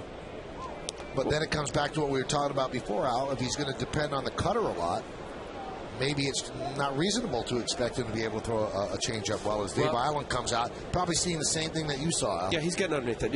You lose your lower half, you start pushing the baseball, it becomes all arm. And, you know, that's part of the process of fighting yourself as a pitcher to realize, okay, if I'm losing my lower half and getting a little tired, you got to be slower. Think on the backside, get your arm up and get good playing. But no, Michael, if you remember out of spring training, the biggest reason why, or allegedly, that he made the rotation was because of his changeup. Yeah. and, you know, started off, I think he'd sprinkle in 5, 6, 7, 8 changeups a game, but I chart, and I haven't seen a changeup today. We always hear that in spring training. A.J. Burnett was going to throw his changeup more. He was throwing it in spring training. Well, you have to get a big out. You're not going to go with your third pitch or your fourth pitch. You've got to feel very comfortable with it, and you don't feel comfortable with it unless you get outs in a game. It's like a catch-22. Okay, I agree, but having been there, Michael, instead of forcing it midway through the game, I call it an emergency pitch, where you have to then put it part as your repertoire. Right. Use it early, and even if you're not sure when to use it, it's just, you know, throw it to a batter who, you know, maybe is a 2 or 3 home run guy. Don't throw your third or fourth pitch to, you know, Jose Batista or one of the power guys where you have a chance of, you know, turning the ball game around. I'm not saying completely waste it, but it'll give you a feel, and it'll be another place to go as a pitcher when you do have to make that pitch. And sometimes you get an out or two out of it, if it is your third or fourth pitch, as it is for Phil Hughes. Popped up. Granderson cut in front of by Swisher, who makes the play, and a 1-2-3 inning for Hughes. And he's eligible for the win. He's pitched 5 at the end of 4.5. Yankees lead the Blue Jays 3-1.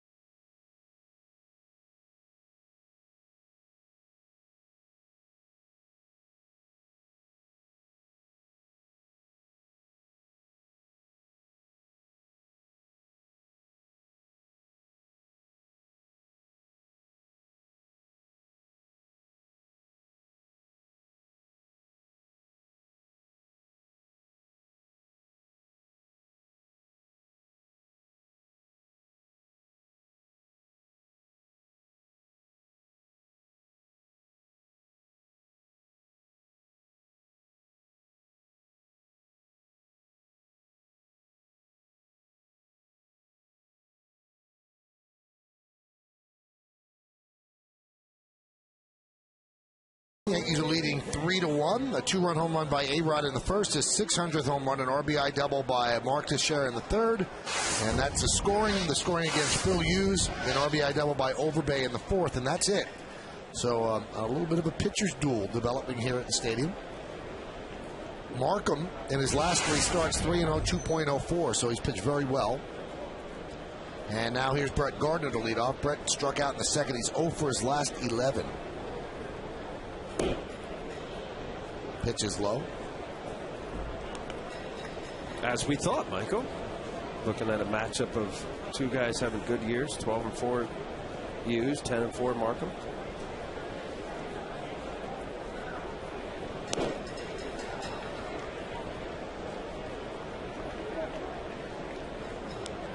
Last time against the Indians, 7 innings, 3 hits, a run. Didn't walk a batter, and 10 strikeouts. Not throwing a ball over 90 miles an hour. That one is driven down the right field line. It's going to be trouble. It's going to be a base hit. And it bounces into the seats for a double for Gardner.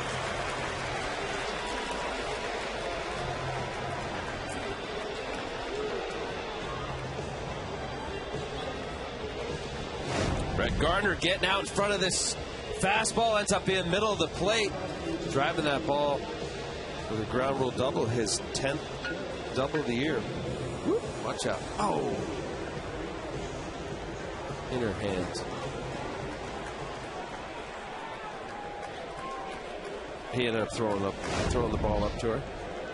Batista did.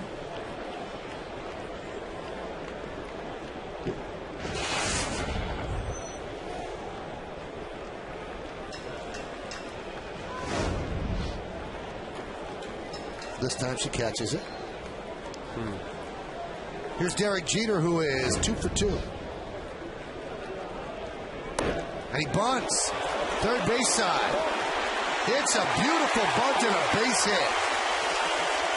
Jeter caught Encarnacion sleeping.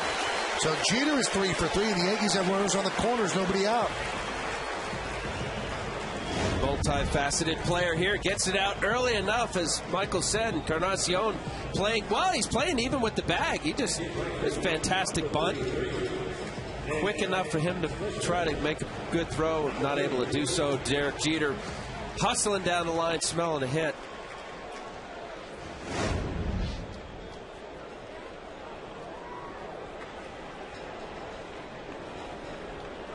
And that's Jeter's third bunt hit of the season.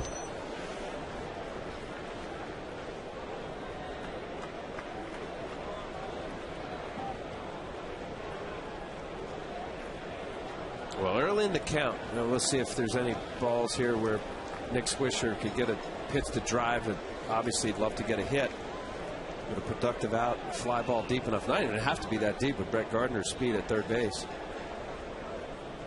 Pitch outside.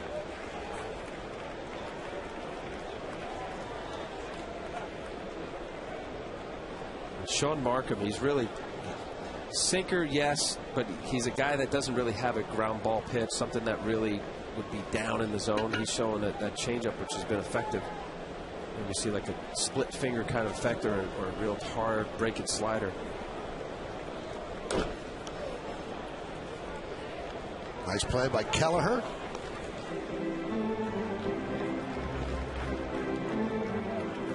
How's this for an odd Nick Swisher bad stat? In a year where he's been an all-star and all of his stats seem to be great, he's only succeeded in 7 of 22 times getting the runner in from third with less than 2 outs. So he can improve upon that.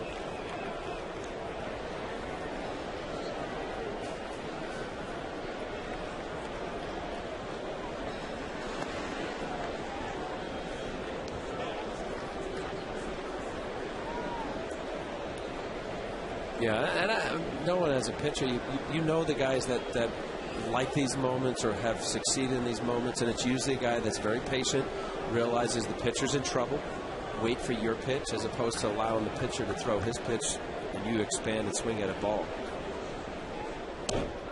Snap throw to third. Gardner's back in plenty of time.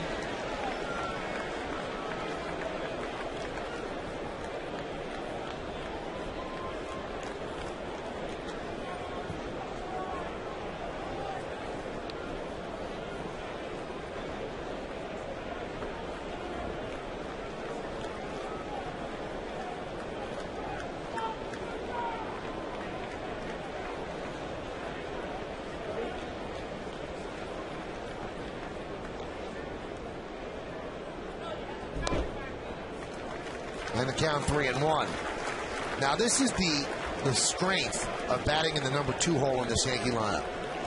Nick Swisher doesn't have to really worry about a breaking ball here, because you don't want to walk Nick Swisher and then come up with the bases loaded with Mark Teixeira. He's going to see a better pitch in this spot than he would see in another spot, or any batter will.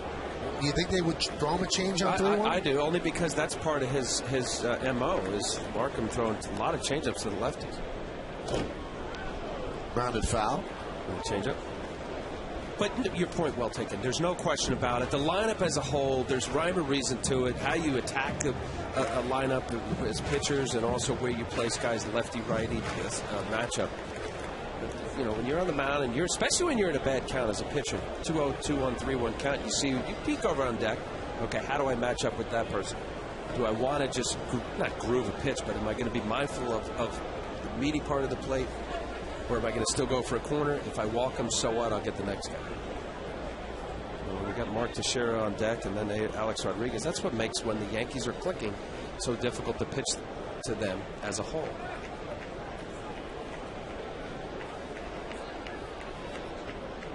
The old fake to third, fake to first. You love that, don't you? Love it. Have for years. Made famous by Jeff Nelson. Turk Wendell. I meant the pitcher didn't have whale's teeth around his neck. He chewed bubblegum and licorice. Is that what he do? He did. That's a lot of sugar. He brushed his teeth in between innings. The 3-2. And he walked him, so he does give Teixeira a shot with the bases loaded.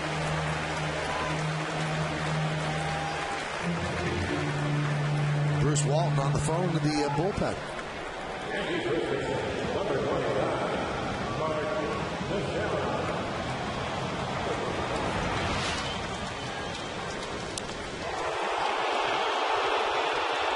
Teixeira with a grand slam off the Mets, Johan Santana. And now he comes up with the bases loaded. Yankees have 9 grand slams, the most they've had in a single season. Back in 1987, they had 10. I believe that was the year that Don Mattingly had 6 himself. That one is lined in the left center field. It is a base hit. Gardner scores. Jeter scores. Moving to third is Swisher. It's a 2-run single for the red-hot Teixeira. And the Yankees lead 5-1. And Bruce Walton quickly out to the mound.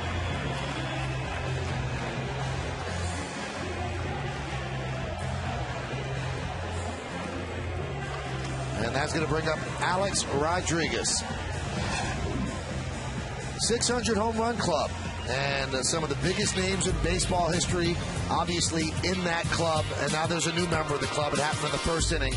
Alex Rodriguez finally hit his 600. So now looking for 601.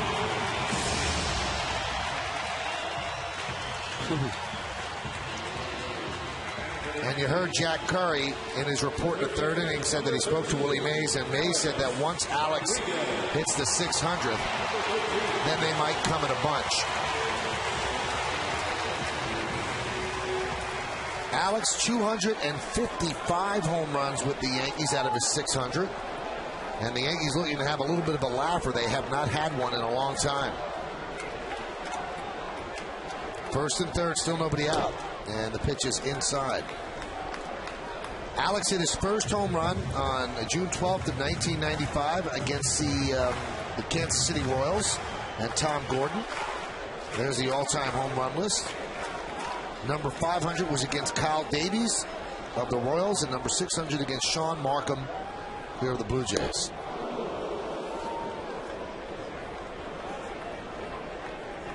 Boy, he's going downtown there. A little change up on the inside part of the plate. Big cut. Alex became the second player to hit his 600th career home run as a member of the Yankees. The other one, Babe Ruth, against the Browns in 1931. The 1-1. Strike, 1-2.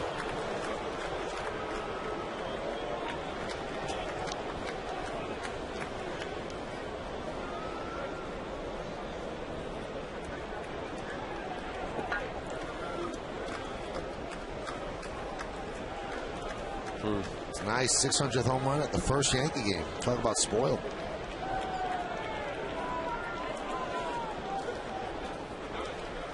And the 1-2. How about this stat? There are only 3 players who have hit 100 or more home runs with 3 different teams. Reggie Jackson, Oakland, the Yankees, and the Angels. Darrell Evans, the Braves, the Giants, and the Tigers. And Alex Rodriguez, the Mariners, the Rangers, and the Yankees. In fact, Alex is the only one to reach 150 home runs with 3 different teams. If you want to narrow the scope, he sits alone. But 1 of 7 now with 600 home runs. The 2-2. And the count is full at 3-2.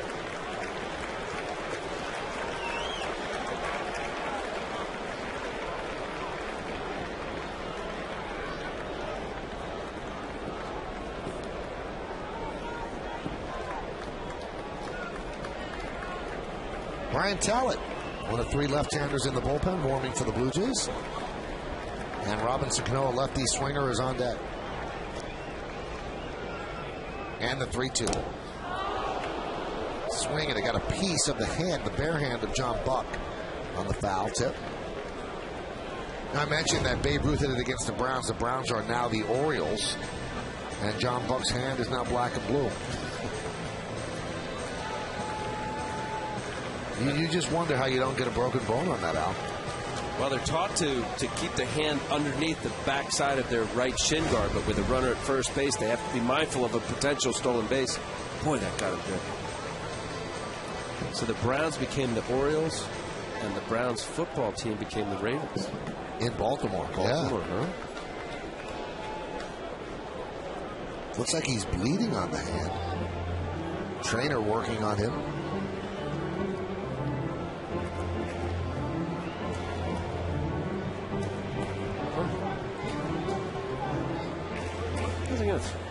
Can't throw with that. They're going to take him out, I think. Oh, you can see his hand is bleeding. That's awful. He's had such a good year. You hope that he's just knocked out of this game and not for any long period of time. And hope that there's no broken bones. Maybe it split the nail. Yeah. I don't know if he's going in to get it cleaned up. I would assume that they'll bring out Jose Molina to catch.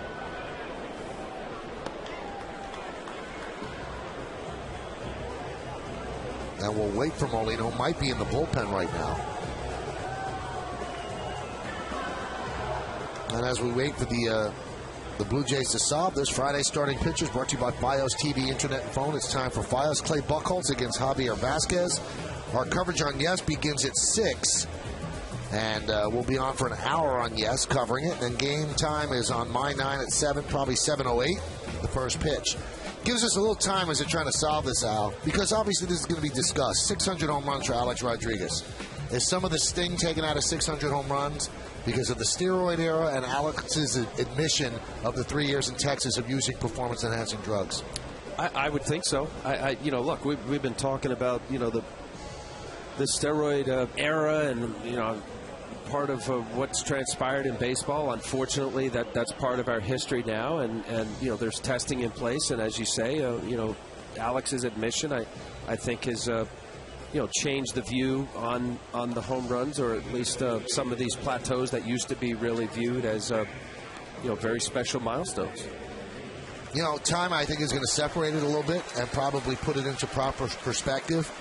But we'll see, because of the top 7 now, you could say 3 have been brushed with either allegations or admissions. You've got Barry Bonds and Sammy Sosa and Alex Rodriguez. And number 9 is Mark McGwire, and he's admitted it as well. So it is part of an era, and you wonder, did people get... I think in New York, they did get caught up in the 600. They thought it was a big deal. Around the country, we don't know. We're not getting that sense. I'm not quite certain, but when he was on the road in Tampa Bay and in Cleveland, I know crowds came out to see the 600th home run.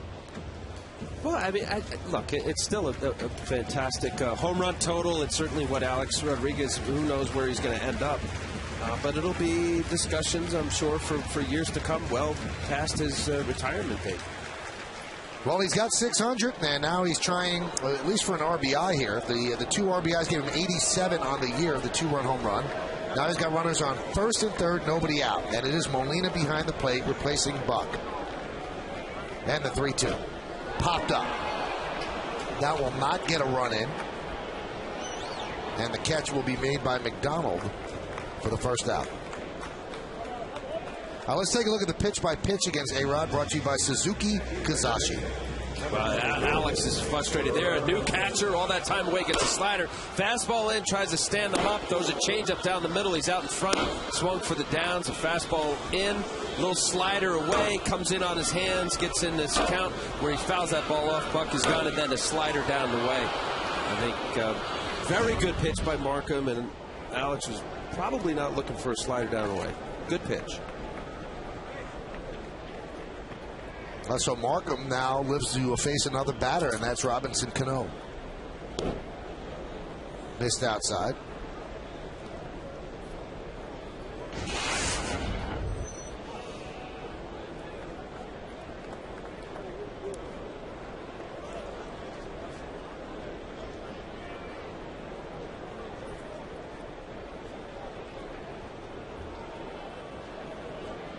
The 1-0.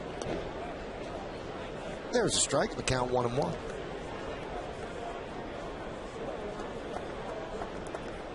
Just repeatedly, Markham has tried to stay away, made some mistakes in on the lefties, or at least middle of the plate, as he did with Teixeira. See if Robinson Cano stays on this ball and looks, well, coming inside. Right in on the hands. Yeah, that's one of very few pitches he's done that. Now, I wonder, with Molina behind the plate, new catcher, his own mindset of, okay, this is what I think, the strength and weakness of Robinson Cano.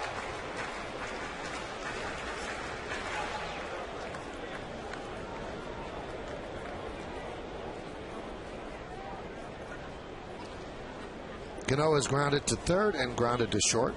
Swisher's at third and Teixeira is at first. Teixeira with 3 ribbies now has 81 on the season.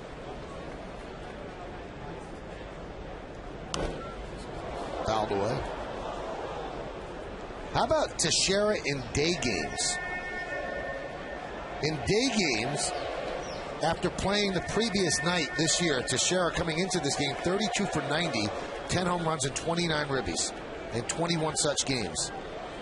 That's team high in every single mark. The next highest belongs to Derek Jeter. And Derek is 349 in day games after playing the previous night.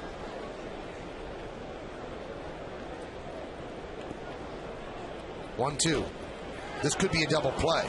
There's one, and there's two. So Cano is now 0 for his last 13. A rare slump for him in a great season. But 2 runs for the Yankees on 3 hits and 1 left. It's 5-1 Bombers.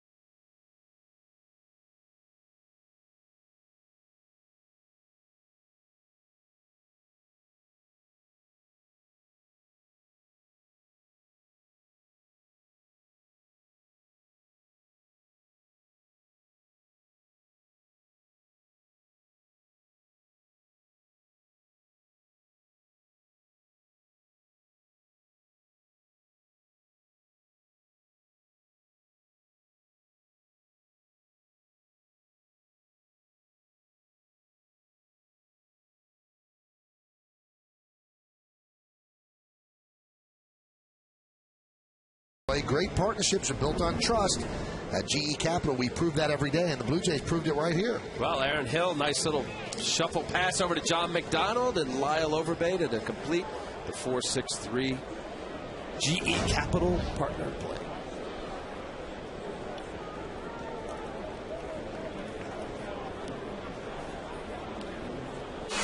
Five-1 is used as a little more breathing room as we go to the 6th. He'll face 3, 4, and 5 in the Blue Jay order. Here's Jose Bautista. Bautista shows bunt and another breaking ball. You would think that Bautista now would have caught on. I mean, if somebody as dense as me has caught on that they're throwing at breaking balls, that he would take that ball to right field, but probably doesn't know how. That's not his swing. You're right. Look, I think this has been a great year for Bautista. Talking to the people who cover the club and have watched him, and also the coaching staff, this is his first year in his career that he's had an opportunity to play every day and be comfortable where he is. He came up with the Pirates. Look at that. Michael's saying center field, left field this season. And also for his career, folks, 91, now 93 home runs. How about that? He takes one to right field. Doesn't take it out of the park, but he takes one to right field for a single. Yeah, but I'll tell you, Michael, and that's why I even said out of his career home runs, even by accident. Watch him. Watch where he swings. He swings real hard. He's pulling off over here, and whoops, look at that ball. It's going to right field. This is not by design. There's a reason why Robinson Cano is playing where he is. That's a ball that's cutting away, slices off his bat, pulling. This is a pull hitter all the way. Oh, right off the end of the bat. That ball, because of the cut, actually, he got a base hit out of it. You're very sloppy with the telestrator. What did I do? I mean, it was like you were trying to make an arrow, and it was like came out like that. Here's Vernon Wells. Ooh, a fastball right by him.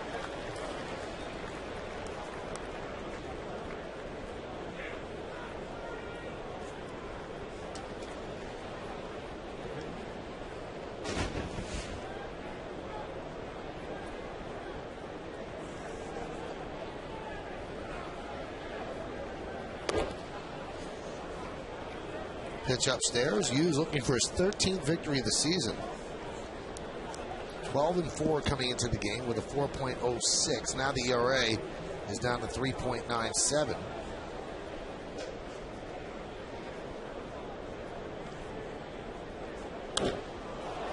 High drive, left center, giving chase. Granderson on the track at the wall. He makes the play. Taking an extra base hit away from Vernon Wells. And they share a lap, Granderson and Gardner. Well, this ball, well struck by Vernon Wells off the end of the bat. This is a cutter, but look where it ends up, middle of the plate. Want that ball further away from the right-handers, especially big hitter like Vernon Wells. This had enough hang time for Curtis Granderson to be able to fly, get underneath it, and certainly just enough real estate for Phil Hughes and the Yankees' sake on the yes mo once he's got a track and fight in the sun. Nice play. That long drive and the 100 pitch count convinces Girardi that'll do it for Hughes, and Phil gets a nice hand as he walks up the mound. They're going to call on Boone Logan to face Adam Lynn. Yankees are up 5-1. Hughes' afternoon is over. Not ours, though.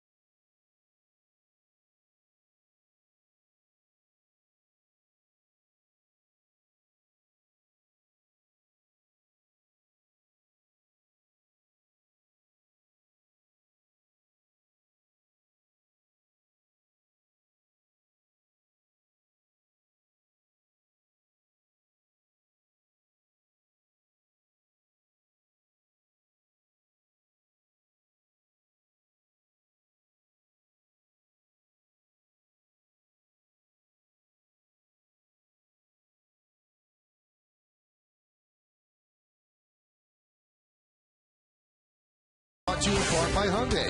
People are talking about Hyundai, uncensored. See what they're saying at Hyundai.com. By Mass Mutual, a company owned by its policyholders. And by Hager, established 1926. Your own great moment starts at Hager.com. Joe Girardi makes the call to the bullpen. Brought to you by AT&T, a rethink possible. And he's going to bring on Boone Logan. Done a nice job, especially after getting sent down and coming back. The respectable ERA coming down. 13 walks to 24 innings. It's kind of two sides. He's really established himself as that lefty important arm out of the bullpen, especially with Damaso Marte going down with disabled list.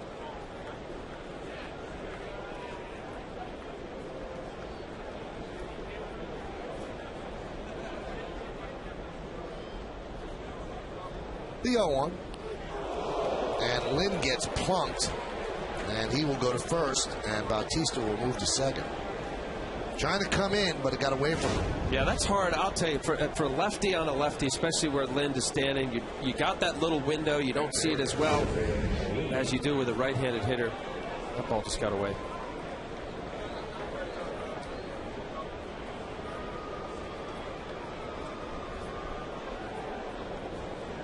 Phil Hughes just a spectator now.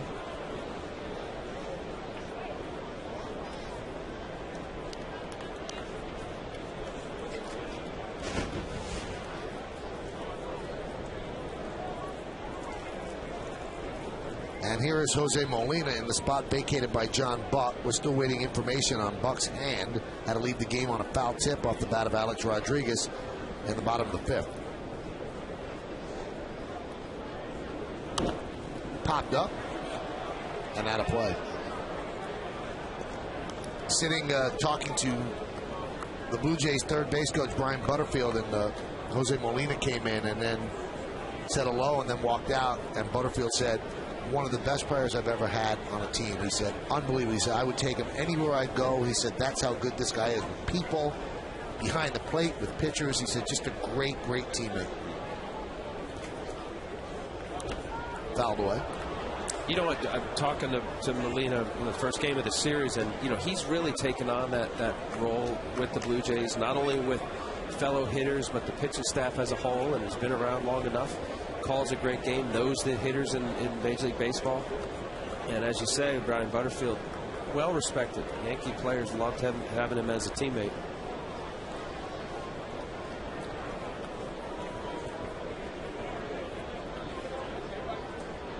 The 0-2. And Butterfield, with a Yankee background, came up through the Yankee system, managed in the Yankee system, coached for Buck Showalter, and actually the Yankees Player of the Year award in the minor leagues is named after his dad, Jack Butterfield, one of their player personnel directors. Brian's considered one of the best third base coaches in the game. Just a real baseball lifer, a good man.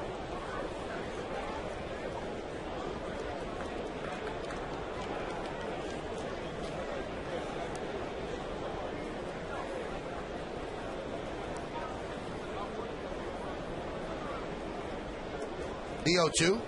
He could not hold up. He goes around for the second out. Molina down on strikes. Getting ahead is the big key right here against Molina for Boone Logan. He cannot pull back and hold up on that nasty slider, back foot to the right-handed hitter. Good depth, good plane on that pitch.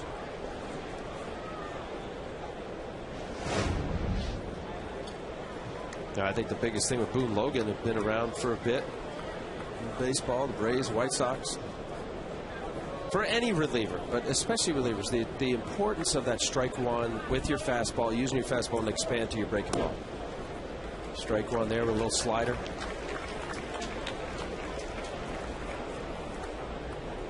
And then if you can get anything more out of stuff-wise, and you know, Boone Logan, remember first in April, throwing some upper 90s. Against the White Sox, he threw 97, his former team. He's gotten up to about 94, 95. That was a one-day thing where he was really pumped against his former team. The 0-1. Blue Jays are 1 for 7 today with runners in scoring position. We're in the top of the 6th. Yankees are leading this one 5-1.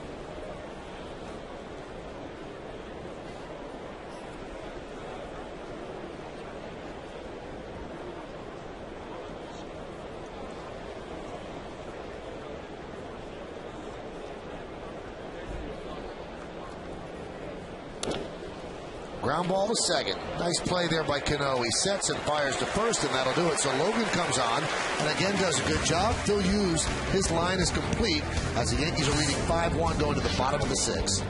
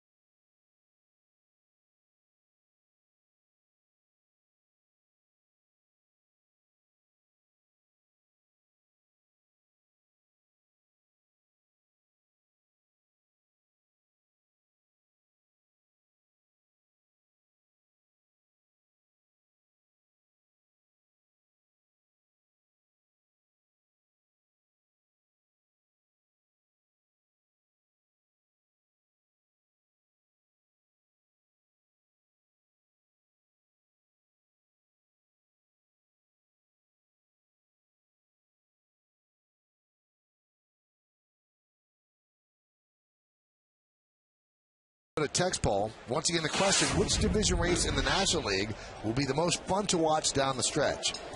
You've been texting at 58772, and here is how you voted. Wow, close. It was close. It should be close. 37% say it's going to be tight and fun in the East. Well, they believe in the Phils. I guess the Mets 6.5 back from the Braves.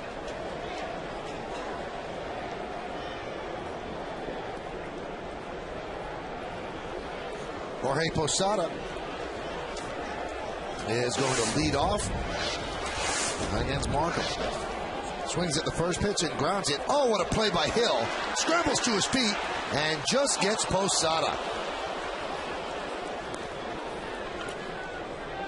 Posada, as he's gotten older, certainly now blessed with speed, and that cost him a base hit right there. What a play. Outstretched. I thought that for sure was going to center field. Quickly getting up, but as Michael says, Posada, not the fastest Major League Baseball player. He'll have in mind of knowing that he's got to, even as Posada, he's got to quickly get up and make the throw. Posada thought he was safe. This would be a good angle. Well, he was out. Got a stutter step there at the end. Here's Lance Berkman, who takes a strike from Markham. Markham's pitch count still very good at 85.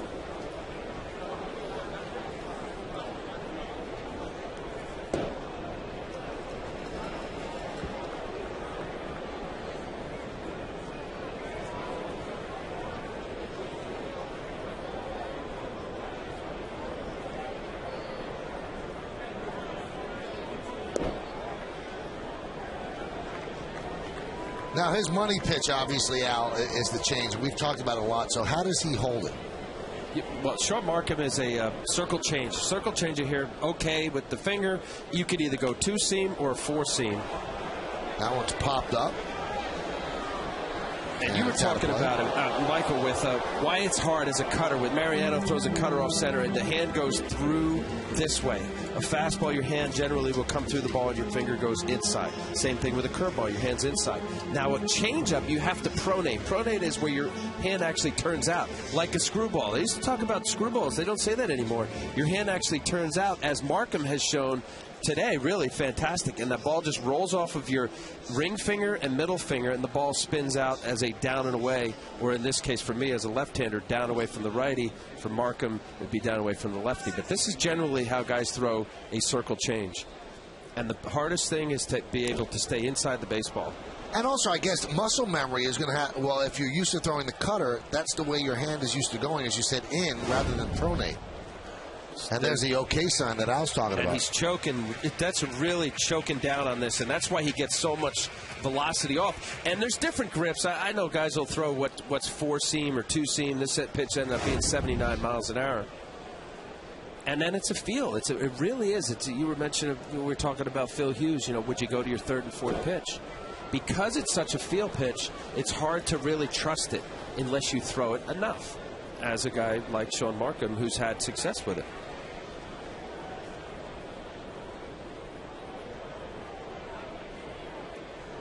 You think that Hughes will develop? He's just 24 years old. Yeah, I think, look, not everybody's able to do it. Oh, nice play by Overbay. Took an extra base hit away from Berkman. Hot smash right at Lyle Overbay. Great first baseman fielding. Yes, and I think this is just completely reactionary. Short hop, gets in front of it enough. Bad luck for Lance Berkman. Hit it right on the screws. Staying back. This is a fastball, middle of the plate. Good play. Yeah, I think so. And we talked about A.J. Burnett, in the first game of this series about, eventually when do you start learning or get it? And, sometimes you don't. There's some guys that just can't ever get the feel, especially for the power on guys. And Phil Hughes is one of those special arms, as well as A.J. And I just thought what helped me as I got into my later 30s is that I needed it out of necessity. So it became part of my repertoire. Because, I'm going to get out of the third or fourth inning. And I'm not saying I threw 25 a game, but enough to let hitters think that, this is not just an occasional, 2 pitches, 3 pitches a game. You're going to use it. We have seen it being taken out of an arsenal. Andy Pettitte came up, and he was a great changeup pitcher. developed the cutter, and he lost the change. Mariano, people forget, when he came up out of the minor leagues, he was a straight fastball changeup pitcher. Developed the cutter, lost the change. Now he doesn't really need the change, but it's just proof positive. It's hard to throw both with top efficacy. It just is. The 1-2. Well, I mean, to validate your point, when the Mets had signed Tom Glavine, I thought, wow, this is great. I have the four-seamer, I have the cutter. Now Tommy Glavine made a career of two-seam changeup. And boy, if I get that, wow, it's going to be great. And it's not easy because of, what you're used to and what your hand, the muscle memory of it. I think what Andy's done so well this year is that you could also use a breaking ball as your off-speed pitch. Right. And Andy's that backdoor big slow curveball. Change speeds on your fastball could eventually be like your changeup. Strike three, Granderson down looking. So Markham works a 1-2-3 inning thanks to some pretty good defense by Hill and Overbay. This one was all him as he catches Granderson looking. We'll go to the seventh. Yankees up by 4.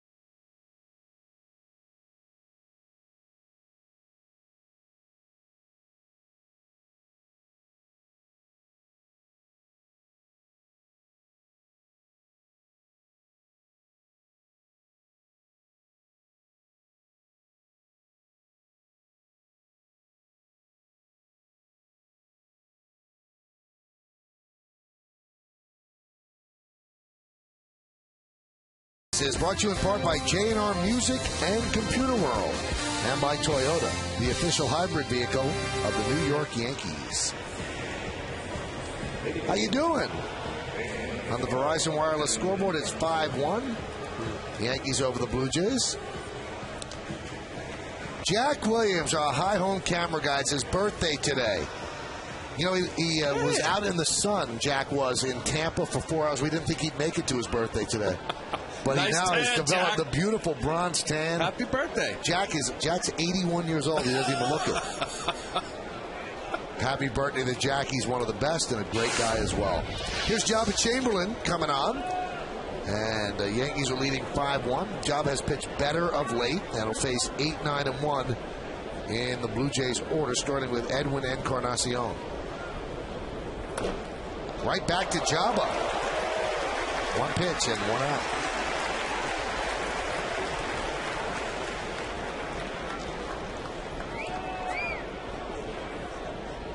Good outing in Tampa. He's getting the strikeouts. His last outing Friday night, 2 strikeouts.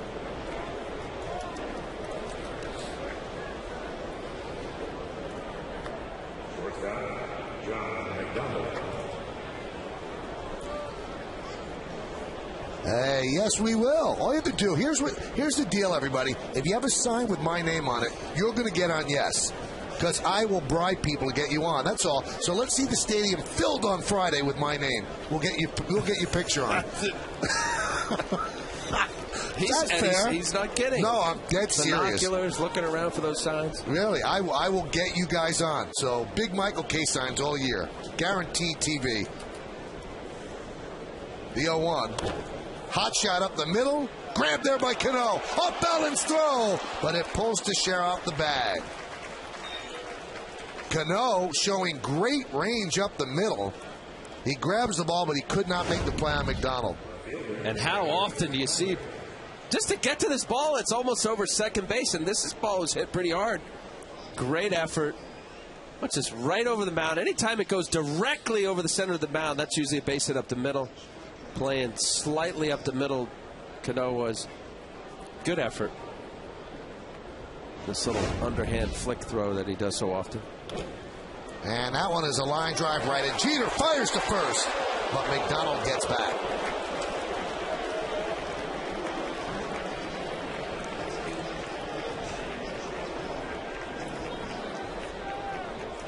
Well, they're swinging. 3 pitches, 2 outs. A little single up the middle.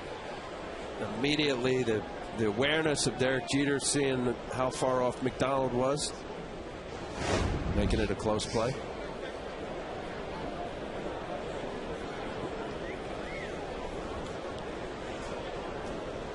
Here's Aaron Hill. There's a weak hack at that power slider, and the count 0-1. That arm slot and location unhittable. And I said Aaron Hill, over 33% of his swing and misses have been balls that have been out of the strike zone. No, we had Tino on the games in Tampa. Alan, he said that he would like to see Jabba throw that slider for a strike. He said he always throws that slider low and away outside. He said throw it for a strike, it'd be more effective. No question about it. I mean, same thing, we could say that about A.J. Burnett and anybody who has a special arm, that mid-90s or even better when Jabba's on. Guys eliminate it. If they know that you're not going to throw for a strike, or what Tino's probably saying also is that it's a put-away pitch. Right. In a 1-2-0-2 count, that nasty in the dirt, Posada, shuffling outside corner, it gets a half swing or swing and miss. The more doubt a pitcher could put in a hitter's mind that is he going to throw a breaking ball? Do I have to respect it? Does he throw it for called strikes, not swinging strikes? Foul back. And maybe throw it earlier in the count, drop it in there for a strike so they think about it. There's a perfect example of what Tino was talking about and what you brought up there. First pitch, slider off the plate. And now here, 2-1 count. Normally a guy throwing 95 or better, as Java does at times, throws a 2-1 slider. That was really middle to plate, but because of Aaron Hill has to respect Java's velocity, he's looking fastball, especially in a 2-0, 2-1, 3-1 count. The 2-2. Wow, 98. Jacked it up to 98 on that pitch.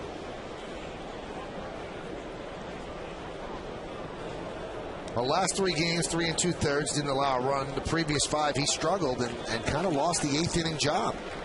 And they're trying to work him back into that role because the arm says, hey, he can close. So he should be able to pitch the 8th. Runner goes, 3-2. And there's the slider, and then it's popped up. Teixeira in foul territory will make the play, and that's Java's 4th straight scoreless appearance, and he has a 10-pitch inning. In the 7th, no runs, a hit, no errors, and 1 man left at the end of 6 1/2. It's time for the 7th inning stretch. Yankees leading the Blue Jays 5-1, but we're going to stay right here, and we'll honor America in the Bronx. As we remember the servicemen and women who are serving our country at home and around the globe.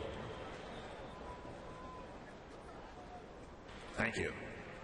Now Kate Smith's rendition of God Bless America. God bless America, land that I love. Stand beside her and guide her through the night from above, from the mountains to the prairies, to the ocean,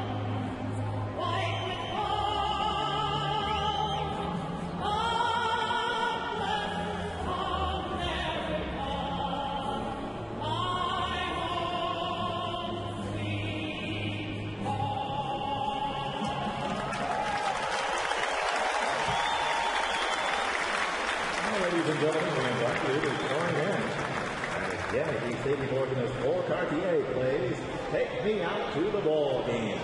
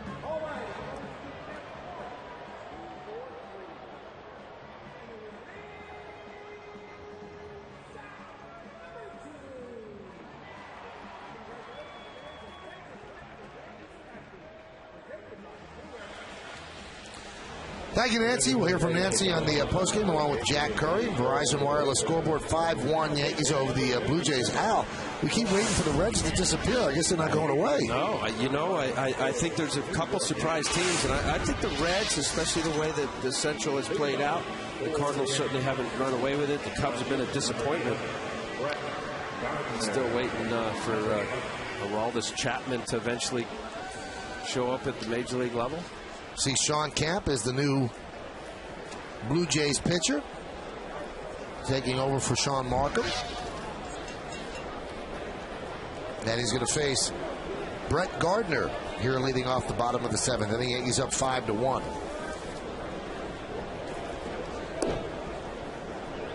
And a strike.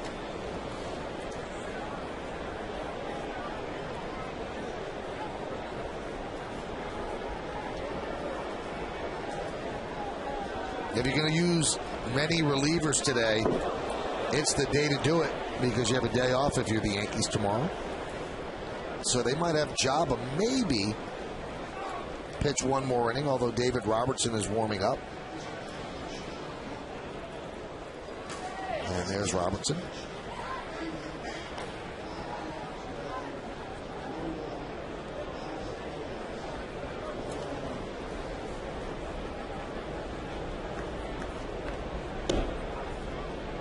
Strike and the count 1-2. Yeah, for Friday's game, Mitre, Robertson, Logan, and Jabba. Yesterday, really, between Curry Wood and Mitre coming in. So the well-rested arms down there, probably Mitre would not be available.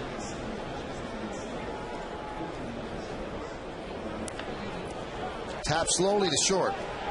McDonald gets rid of it quickly because he knows who's running. And there's one away. Speaking of McDonald, the Yankees in-game box score is brought to you by McDonald's. The Yankees have 8 hits, 3 by Derek Jeter, including a bunt. Mark Teixeira 2 for 3, 3 ribbies. Alex Rodriguez, yes, today it finally happened. First inning, 2-run home run, his 600th home run of his career. Granderson with a hit and Gardner with a double and a run scored. And that's the Yankees in-game box score.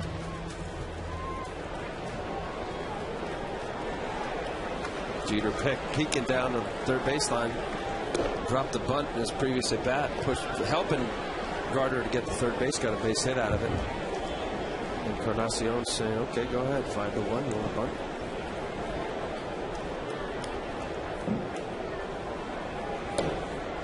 Jeter with 3 hits. It's his 9th 3-hit game of the year.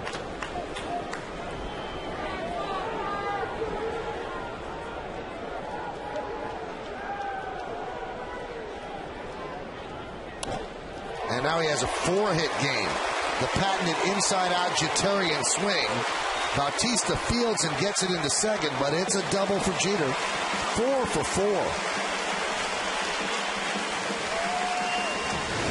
What a day for Derek Jeter. Now this is the swing inside out. Back elbow pulls in. Look at the head down on the baseball. This ball middle away, down in the zone. How often has Derek Jeter made this swing? A hit, single, double down the left field, right field line. What's this? What's so impressive? This is his approach. Pull the hands in, bat lag, down, outer third. Beautiful swing.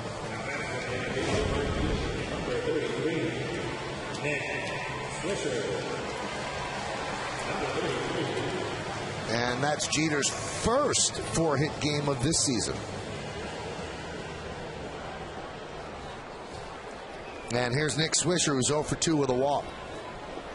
So Derek single, double, bunt, double.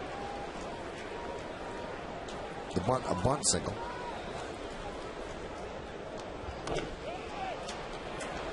Ground ball to first, and Overbay flips the camp for the second out as Jeter moves to third. So Nick Swisher is 0 for 3 with a walk today, and that's going to bring up Mark Teixeira.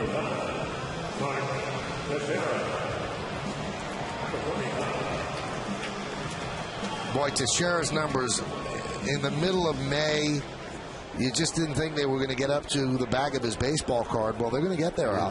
He's going to have over 100 ribbies. He's going to have about 30 home runs. And the only question, will he get his average up to about 290, where it's accustomed to being?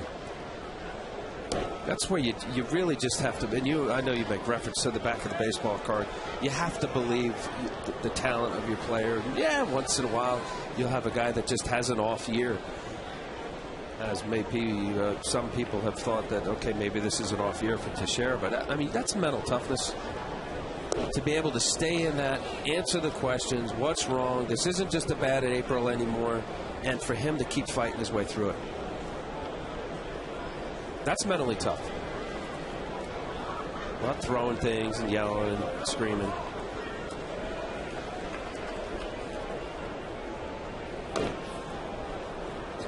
And the count 1-2.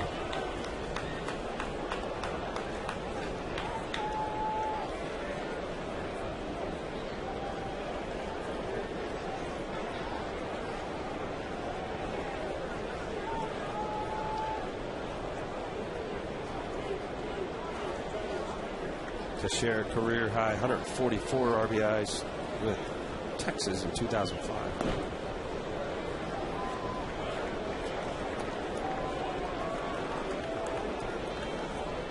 As late as June 6th, Teixeira's average was 211. 258 right now. Pumped it up 47 points. Pitch outside. Man, he's a 290 major league hitter. So, to your point, watch till end of the year as to where your players end up.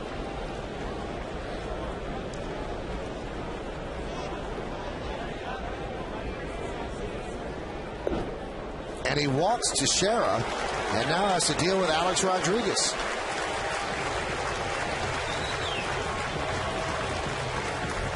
A moment of relief for Alex Rodriguez in the first inning when he hits his 600th home run. And one of the Yankee owners, Hal Steinbrenner, has released this statement regarding Alex's 600th home run. Congratulations to Alex on this great achievement and on adding another highlight to Yankees history. We are especially proud he accomplished this feat as a Yankee and here before the most loyal fans in baseball. He did that in the first inning. And the pitch is outside, 1-0. It's amazing, though. 3 years to the day on a Saturday when he hit the 500th home run against the Kansas City Royals at Yankee Stadium across the street. 3 years to the day.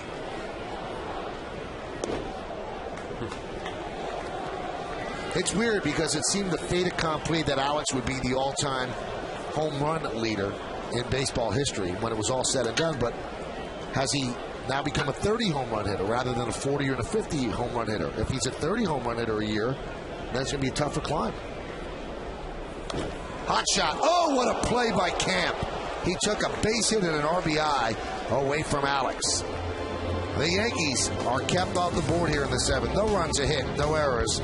2 men left on base. Reaction play by Camp. We go to the 8th.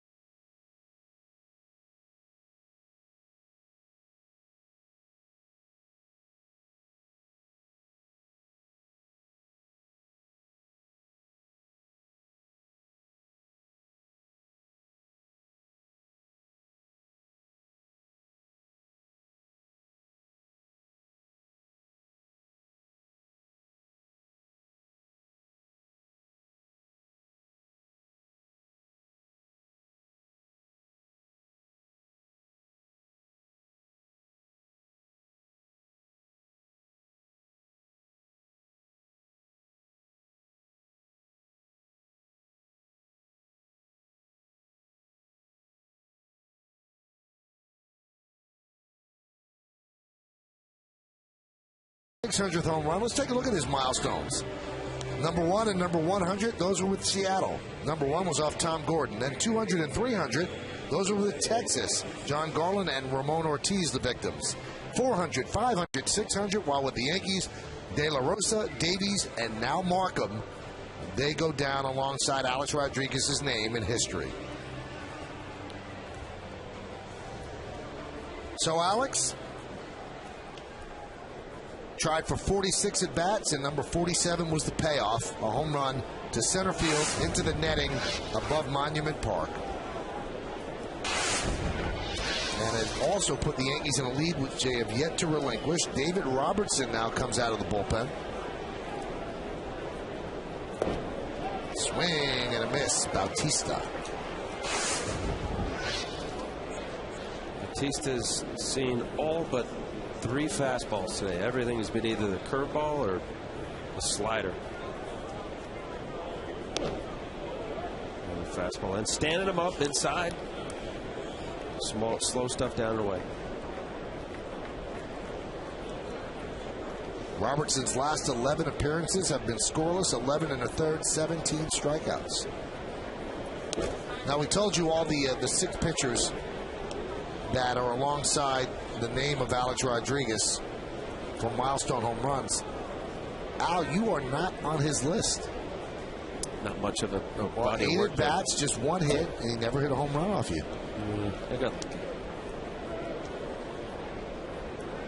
I guess you faced him in interleague play? I remember with Seattle when I was at Toronto, and then, yeah, I think some interleague stuff. Texas. And that one got a piece of Posada. Now, earlier, we saw John Buck get taken out of the game in A-Rod foul ball, and he had a right thumb laceration. That's why he came out. And that one hit Posada on the left shoulder, a little below. No, that's the right shoulder. I'm sorry. Gosh, they have a little chest protector. Boy, that's got to hurt. That happened on the first play of the game, I think. Yes. Hit him on the shoulder. At least there's some protection to lighten the blow, but that's just straight getting punched in the chest real hard. This was the first pitch of the game. Got him on the left shoulder, so now he's got twin bruises. In a tough position. Probably thinking I should have stayed as a second baseman. Joe Girardi, he played behind there, so he knows the pain. High fly ball, left field, but out of play.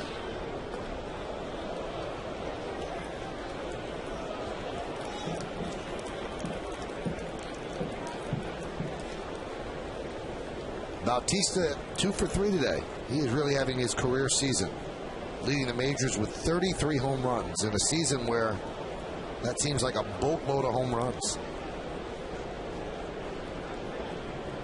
3-2. Check swing. Did he go? No, he did not, said Andy Fletcher. So a leadoff walk of Bautista.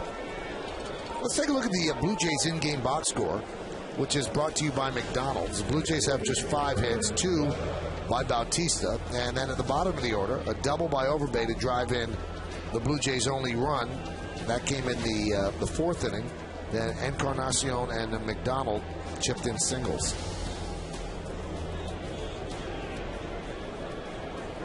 Here's Vernon Wells. Vernon is 0 for 2. He struck out and flied out to center twice.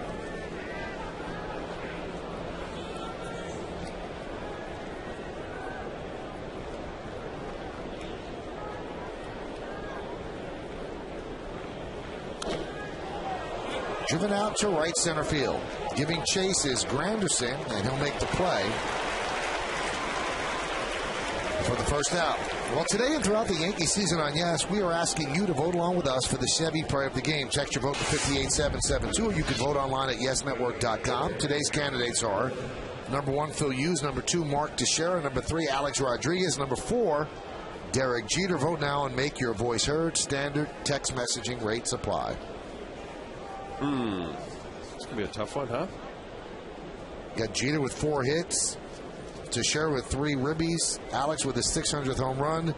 Hughes will probably get the win. I'm glad that these calls are not my responsibility.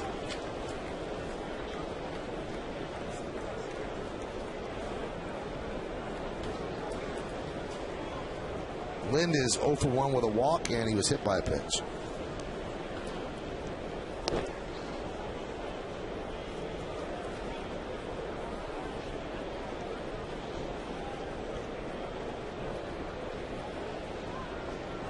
Good to see David Robertson settling down for a season. Good stuff. Great curveball. Good fastball.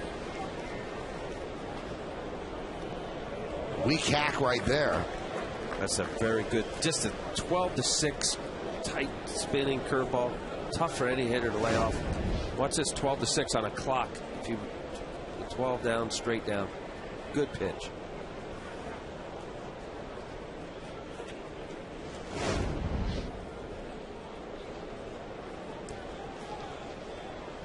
The curveball you don't want is the 2 to 8.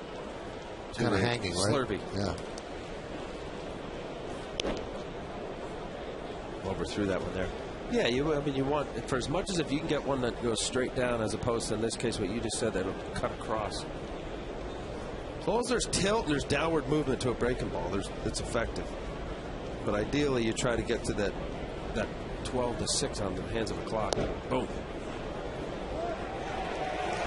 And he is down looking for the 2nd out of the inning. Boy, that's perfect paint fastball. Watch Jorge Posada's glove. Doesn't have to move it. Beautiful location. A lot of curveballs. Adam Lind looking for something slower. Doesn't get any better than that if you're David Robertson.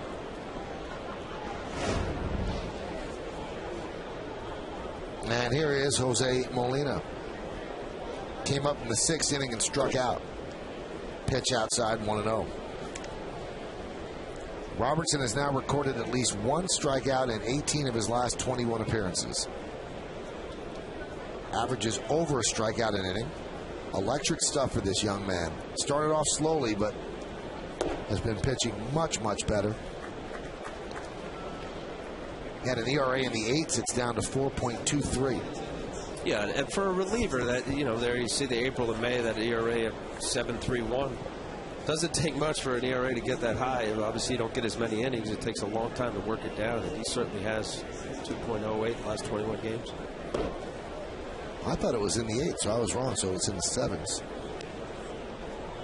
Like the crowd, 47,659 today.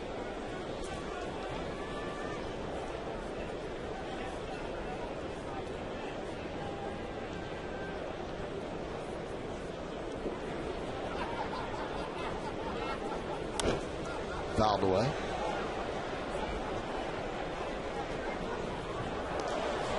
Is that a sellout? The 47, Mike? You know what? I don't know. Like pretty much every seat was taken. Sometimes 47 pluses, they announce it as a sellout. Sometimes it's not. I don't know. I wish I knew. Sometimes 48 is. It's a lot of people. It's close. Can we say that?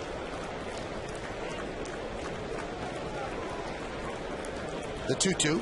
Swing and a miss. He struck him out. So the leadoff walk, a bounce back by Robertson. The Blue Jays leave one. We go to the bottom of the 8th. It's 5-1 Yankees.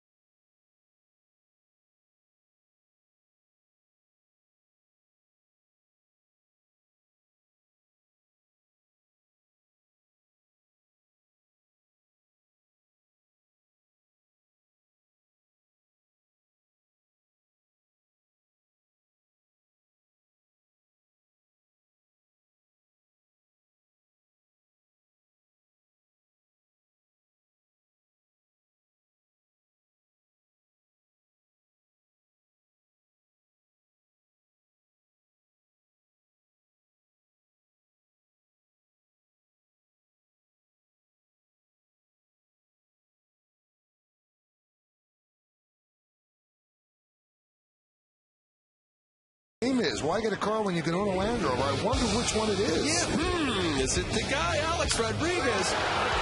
600th of his career, the youngest to do that in Major League Baseball, 35 years old, 8 days. Made the score 2-0, but that was the least of this moment. Certainly a big moment for Alex Rodriguez and the Yankees. A Land Rover drive of the game, Alex Rodriguez.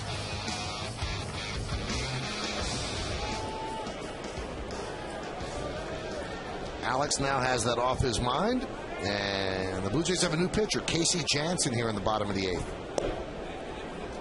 And the pitch outside to Cano, 1-0. Casey's numbers, a hit per inning, about a strikeout per inning. Good numbers, but a high ERA. 1-1. Cano, 3 ground balls today. 1 to third, 1 to short, and 1 to second, which began a double play. So he is 0 for his last 13. His average at 324.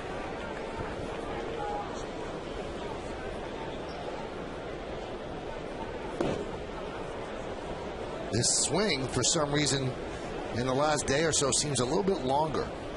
Rather than quick to the ball, maybe he's getting a little fatigued. Everybody runs into a wall at some point. They'll play through it. He plays every day for this team. 27 years old, and he should. The 1-2. Count 2-2. Well, the dog days of August certainly are upon us, and even though 27 years old, Michael, I know the streak of Cal Ripken breaking Luke Garrett, it's still a grind, and I'm sure Robinson Cano will enjoy his off day tomorrow.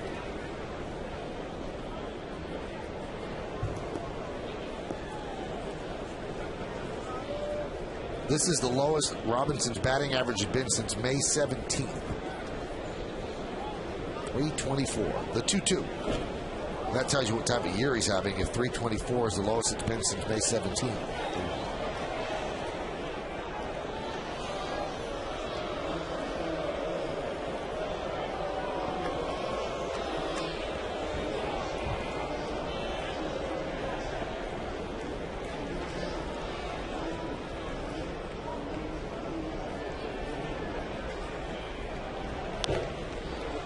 Missed outside. The count is full at 3-2. You mentioned about Robinson Cano, 27 years old. That is the hardest part of a major league player. I mean, there's a lot of facets to the game that makes it a difficult sport to be maintain what you need to do to be a major leaguer. But that every day for 6 months, you get 17 days off during the year.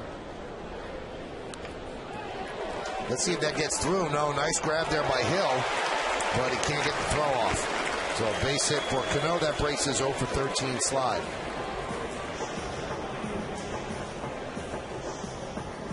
Well, he got to the ball and wasn't able to get a hand on it. Let's see. Yeah, just the transfer was not able to get a grip on the baseball from his glove to his throwing hand.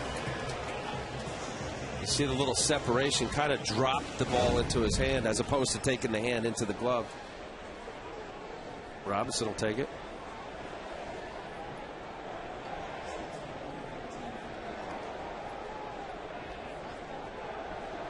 Well, that's going to bring up Posada. Jorge is 0 for 3.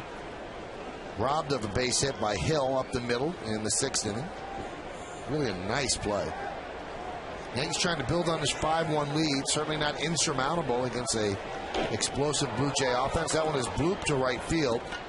And Bautista will put it away for the first out. Nobody up in the Yankee bullpen. Maybe they'll let Robertson get the final 3 outs. It's not a save situation with a 4-run lead.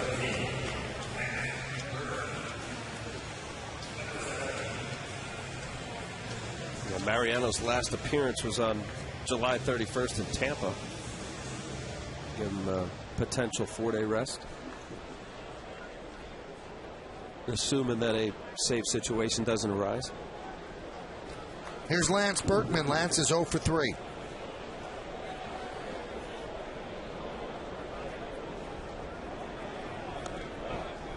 Two hits in his Yankee career.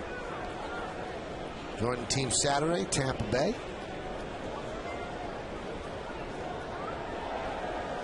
Takes a called first strike.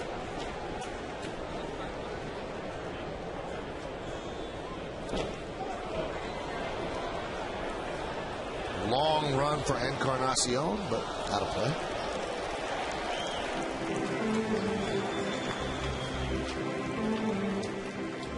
And now Mariano does get up.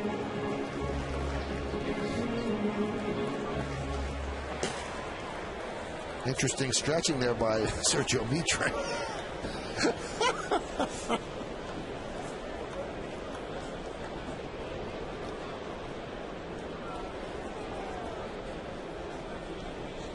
And the 0-2. A little bit low.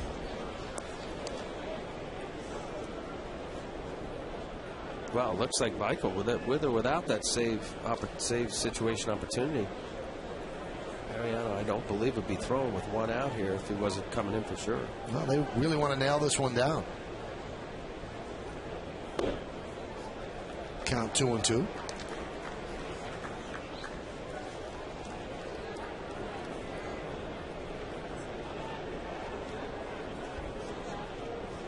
Mitre is properly stretched out now.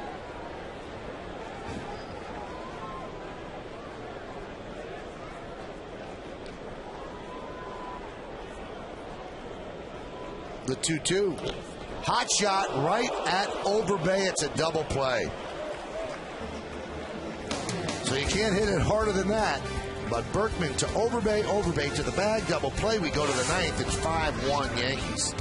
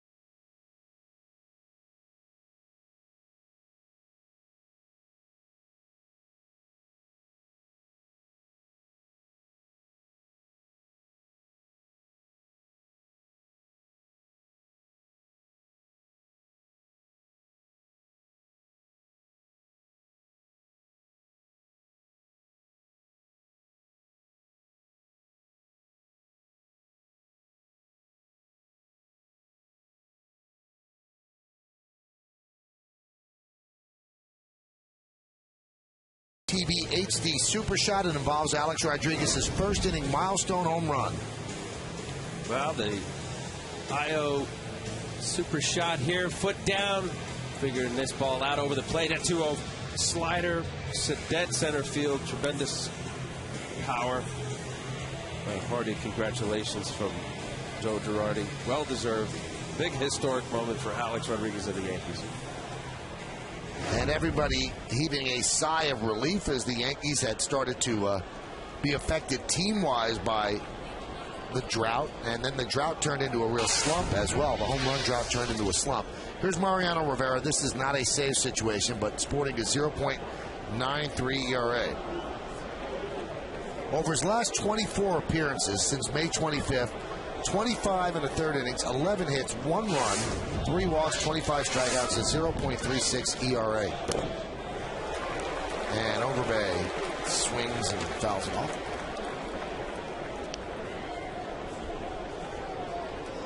Good way to go into an off day with a victory. We'll enjoy the off day a little more, and then the Red Sox come into town, but the Yankees are 3 outs away.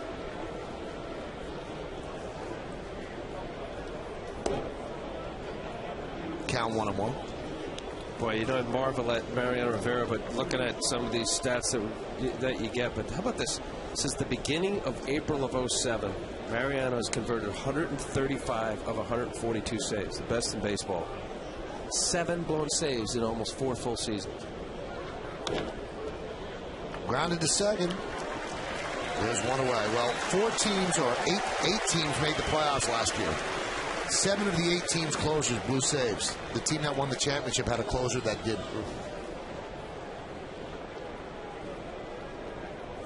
So good. Repeating the delivery for so many years. You could look at footage from when Mariano first got called up as a young pitcher to now, and it really hasn't changed. Why he's been so consistent. Very impressive. Here's Encarnacion. And a strike.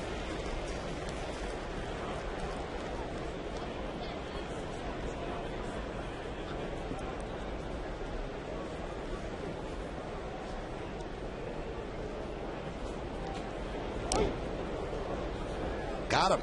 They got Encarnacion as Mo was trying to come inside with a 2-seamer.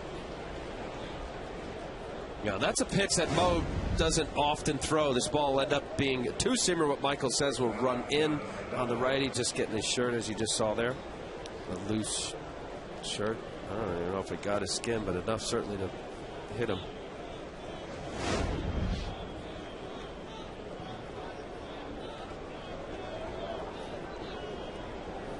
There's John McDonald. John 1 for 3 today.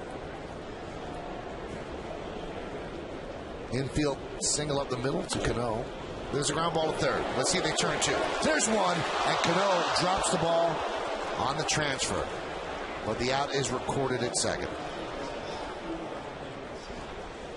Well, stick around for the WB Mason postgame as Nancy Newman and Jack Curry break down this series finale with the Jays and also get the team's reaction from the clubhouse. It's all coming up on the WB Mason postgame. It's only on Yes.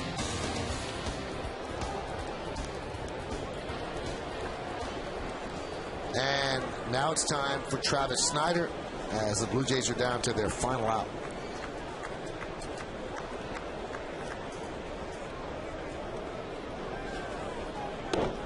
Pitch inside.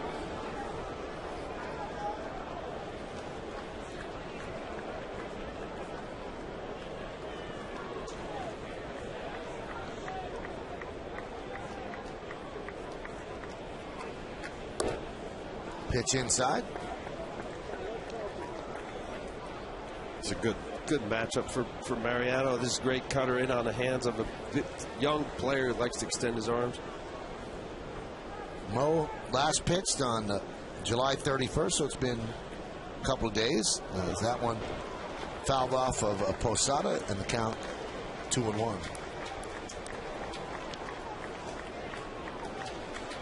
So the 31st was Saturday night, and it was the final game of the Tampa series, and then the first 2 of this one.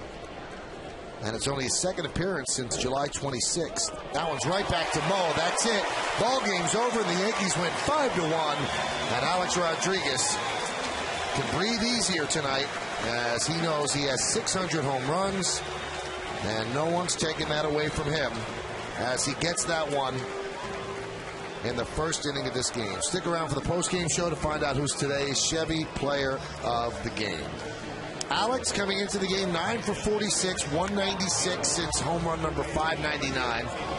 But on a 2-0 pitch by Sean Markham, he went deep over the wall in center field onto the netting in front of Monument Park, and he joins the 600 home run club, a club that has just 7 members now, and all of those members are pretty big names, bold-faced names in baseball history. More importantly for the Yankees, they break a 3-game losing streak, and now Alex could get back to the business of being Alex Rodriguez, and he gets some congratulations from his teammates and his coaches, and it was something he needed, something that had turned into a slump. And the bottom line is the Yankees win 5-1, and his 2-run home run held up over the course of the game. So 5 runs for the Yankees on 10 hits, and 1 run for the Blue Jays on 5 hits. Phil Hughes gets the win, and Alex Rodriguez finally gets his 600th career home run.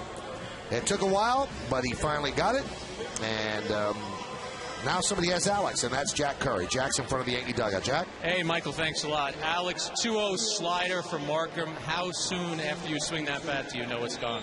I wasn't sure. It's been a while, but it definitely felt good to get a big home run and help us win. Obviously, a lot of emotions attached to that at-bat. Could you describe them for us?